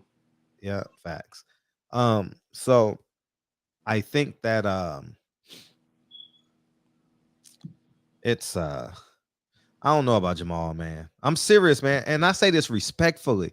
I'm just stating facts. I'm gonna refrain from putting my Fred Hawthorne mixture on it, but you can't bully fans and media and then be afraid to call out the fighter's name. You can't be big bravado. And guess what? He's going to do it again because guess what's going to happen next? Media day. They're going to ask him the same question. What are you going to do? Snap? Jermall Charlo and Jacobs had the perfect setup. Their face-to-face face-off went dumb viral. People were critiquing what they wore. I remember that shit. It was on the Boxing Voice. They were talking about what they wore, their disposition. He had like a Hawaiian Silky Fame shirt on. You know what I mean? Shout out to Tupac. And yeah, man, it's I can't respect it because I already know what's gonna happen. Blue Blood gonna go to a fight, like they're gonna do the same thing. What you call it? Did Leonard Ellaby tried to buck up on Blue Blood? It's media. You have the right as a media member to say how you feel, to state your opinion about any fighter in the world. I've never heard Blue Blood say fuck your kids, fuck your wife, fuck your mama. Blue Blood don't even curse. Matter of fact, Frederick don't even say fuck your wife, fuck your kids, fuck your life. Y'all may think it, but I've never said that about a fighter. Never in my life. Matter of fact, I've never even said fuck the fighter. Like, you know, if it wasn't in joking form, like as it wasn't what it was supposed to be said, but nah, no one's disrespecting Jermall Charlo, but I see it coming. I see it coming. They're so predictable. They're so predictable. And I'm telling all the media outlets, if you can hear my voice, don't sue Jermall Charlo. Sue Showtime, sue PBC. Because it's gonna happen. Trust me, it's gonna happen. They're gonna show up to the Earl Spence fight and they're gonna be interviewed, right? And hopefully I get to go to that fight. And they're gonna say, they're gonna go off. Jermall Charlo's brothers and family gonna go off. Just stand in the gap, let them put their hands on you. Sue the fuck out of PBC, sue the fuck out of Showtime. If you need a lawyer, call me. Because it's gonna happen. It's gonna happen. Because I'm tired of that immature shit. You're gonna assault Jared Hurd, attempt to assault Jared Hurd, and he's holding his wife's hand. What type of man does that? Got slapped. That's cowardly. It doesn't matter, but you just don't do it. Like, you don't do it. Now you got a suit on. Jermall got $1,000 pants on. Jared Hurd got his chains on. But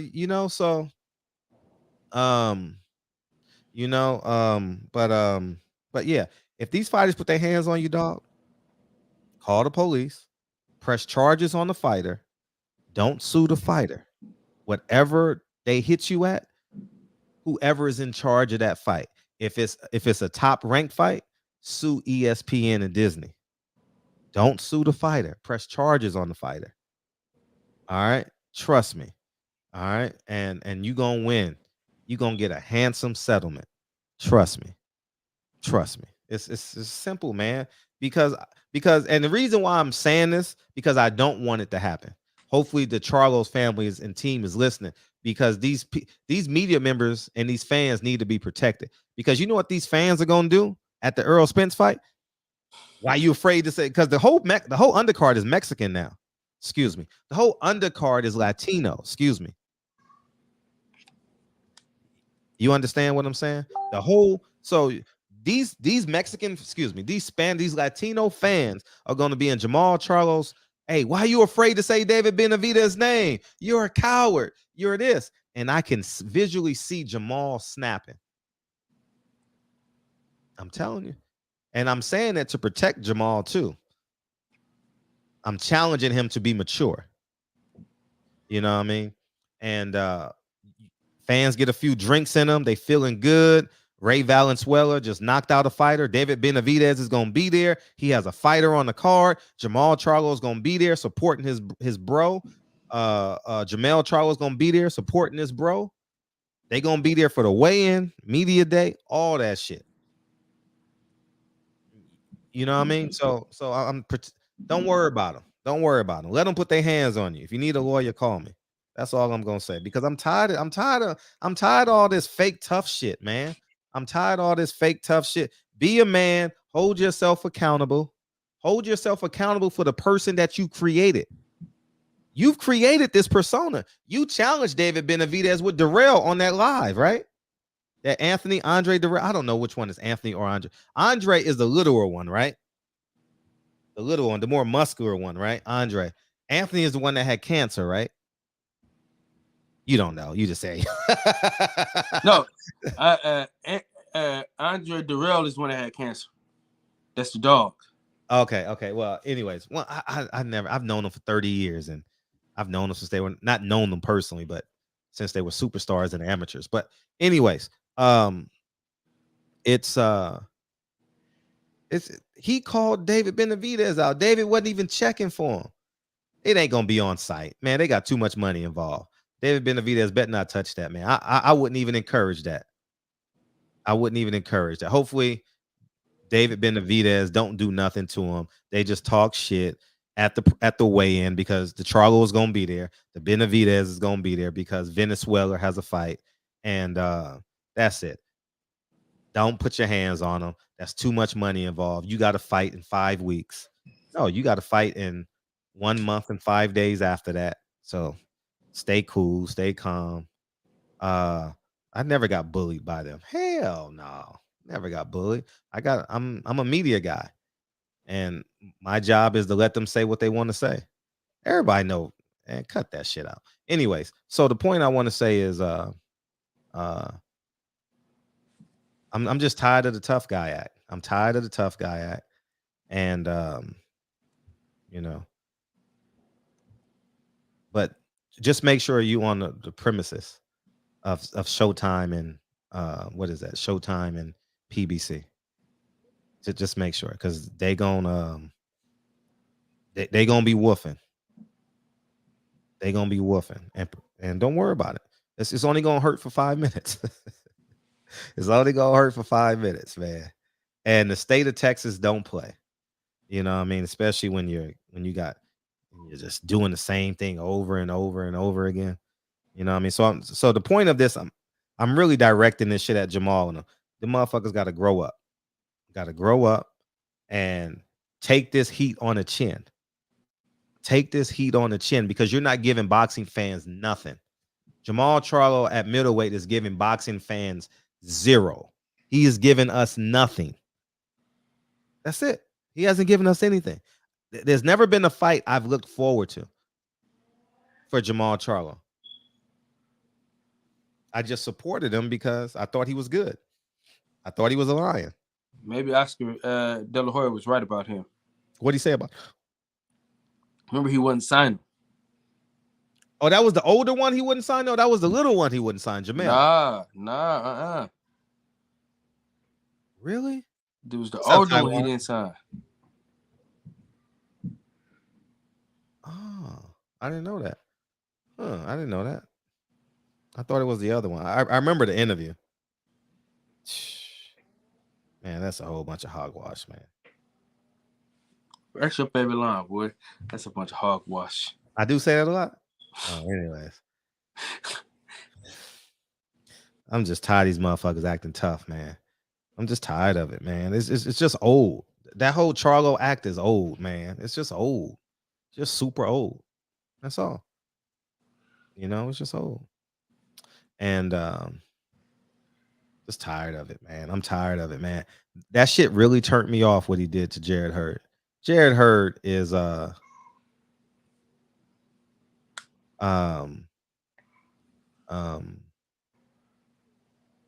did I just say? I'm sorry. Jared Hurd Jared Hurd is such a calm guy. He's harmless, man.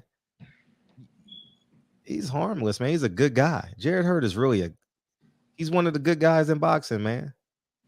I know his career is at a standstill and he needs a win. He needs to get some confidence in the ring. I do know that. And but he's really a good guy, one of the good guys in boxing. Doesn't bother nobody. All he does is post family and friend stuff on Instagram and some of his personal successes and buying a house. He got a movie theater in his house. I watched it. I literally was watching his remodel because I was getting some ideas. I ain't lying. No lie. And some things that I probably can do on my next vacancy and stuff like that. So yeah, you did, Batman. I remember that. And thanks for coming, man. And I appreciate you coming out, man, hanging out with me for a couple hours. And yeah, man, I'm just tired of it, man. I'm tired of the fake persona if you ain't fighting nobody. You know what I mean? Mike Tyson had to get in the ring. Don King said, you can do all the shit, but you getting in that damn ring.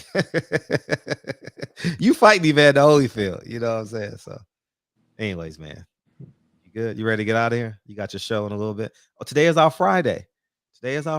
Damn, we end on a high note, man. I want to say thank you guys for coming in, man. Yeah, it was awesome, man. I had a great show. UCLA won. Hopefully your son is doing great, Mr. Berry Hill.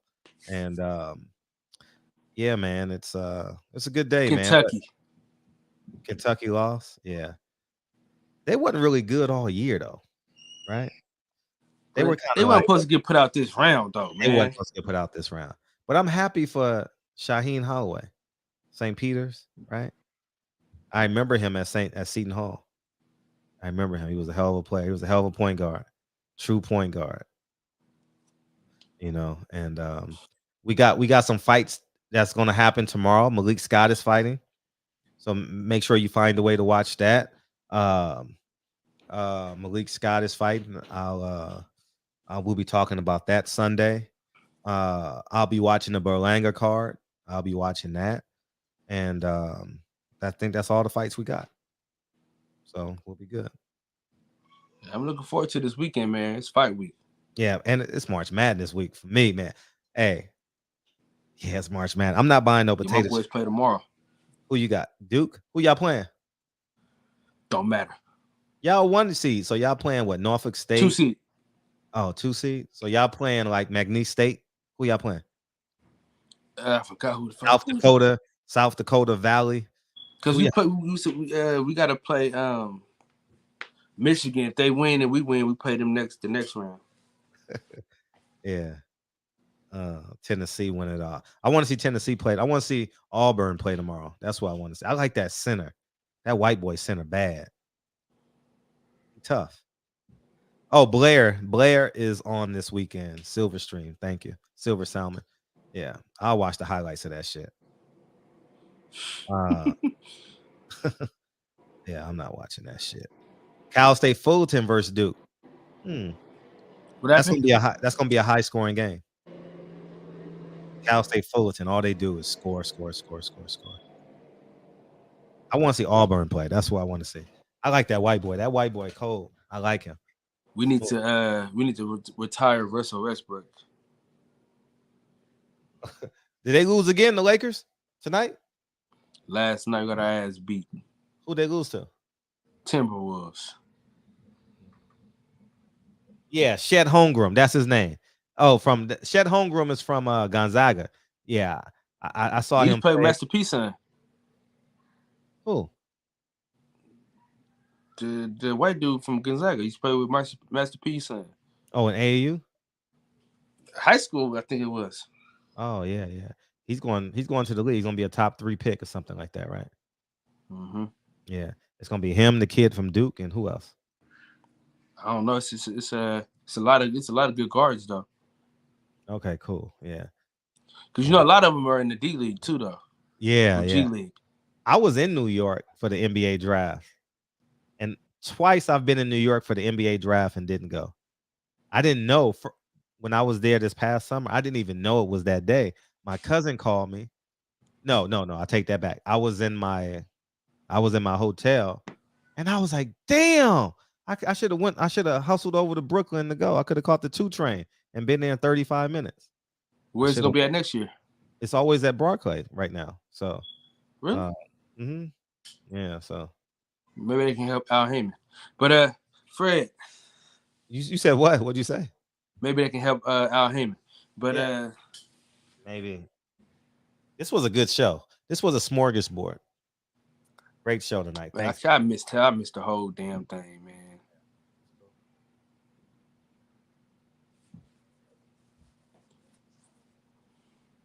You ready? Get out of here? Fred, keep your foot on these suckers' necks, man. You know what I'm saying? Yeah. In the words of the great philosopher DB Fredro. Play the song, Fred! Absolutely. DeMar DeRozan would have been a perfect fit for the Lakers. Everybody would have been a perfect fit for the Lakers. Everybody would have been a perfect fit. And another reason I'm saying that shit too, because I want to protect Blue Blood, because I know Blue Blood is going to be in a line of fire, because Blue Blood has been mashing the gas a little bit. And man, I don't want nothing to happen to that guy. You know, I mean, these motherfuckers always want to go hard, but then they sit in front of Dan Raphael and rub his fucking belly. You know what I mean? Thinking let me tell these fighters something. Dan Raphael is not Buddha, y'all. All right, he's not Buddha. He's a man from the He's a man from the DMV area. You know what I mean? You know what I mean? Peoples Hernandez. You know what I mean, Birdman? What's up, Andrew? Oh, yeah, for sure, Batman. Got you, man. Chris Lane, I appreciate you. Mo. War Eagle, Taiwan, take care of you and your son, man. Andrea, what's up? Pugilist, Batman, Javi, Sports Better, Mo, Thomas, appreciate you. Carlos, Mo, Batman, Brent, EC, what's up, man? Appreciate y'all, man. Thank you. Appreciate you, Hunter. Brother Code 10. I'm glad UCLA won, though. And much expected, much is given.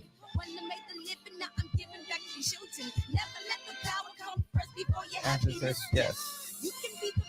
He's on a distance. Man. Oh, Shaqy fighting tomorrow? Oh, shit. Oh, Shaqy Foster's fighting. Where's he fighting at? Oh, is this weekend the 19th? Oh, the 140 guy is fighting. He was on the show one time. From New Orleans. Regis Prograis fight this weekend? Yeah, he's fighting in Dubai. What's the channel? What's the pay-per-view? Regis Prograis, he is fighting this weekend. Damn, they ain't got no press on that shit. They ain't give us no fucking publicity. Damn, I would have talked about it this way. I like Regis. He was a guest on the show. I would have gladly promoted that this week. Damn.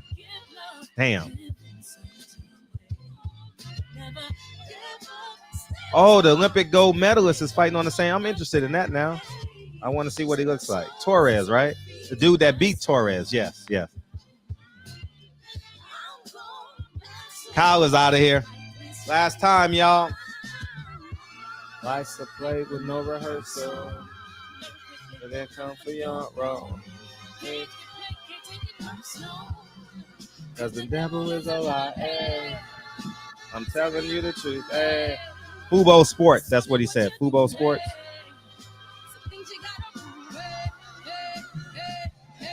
Stream that shit. Love y'all, man.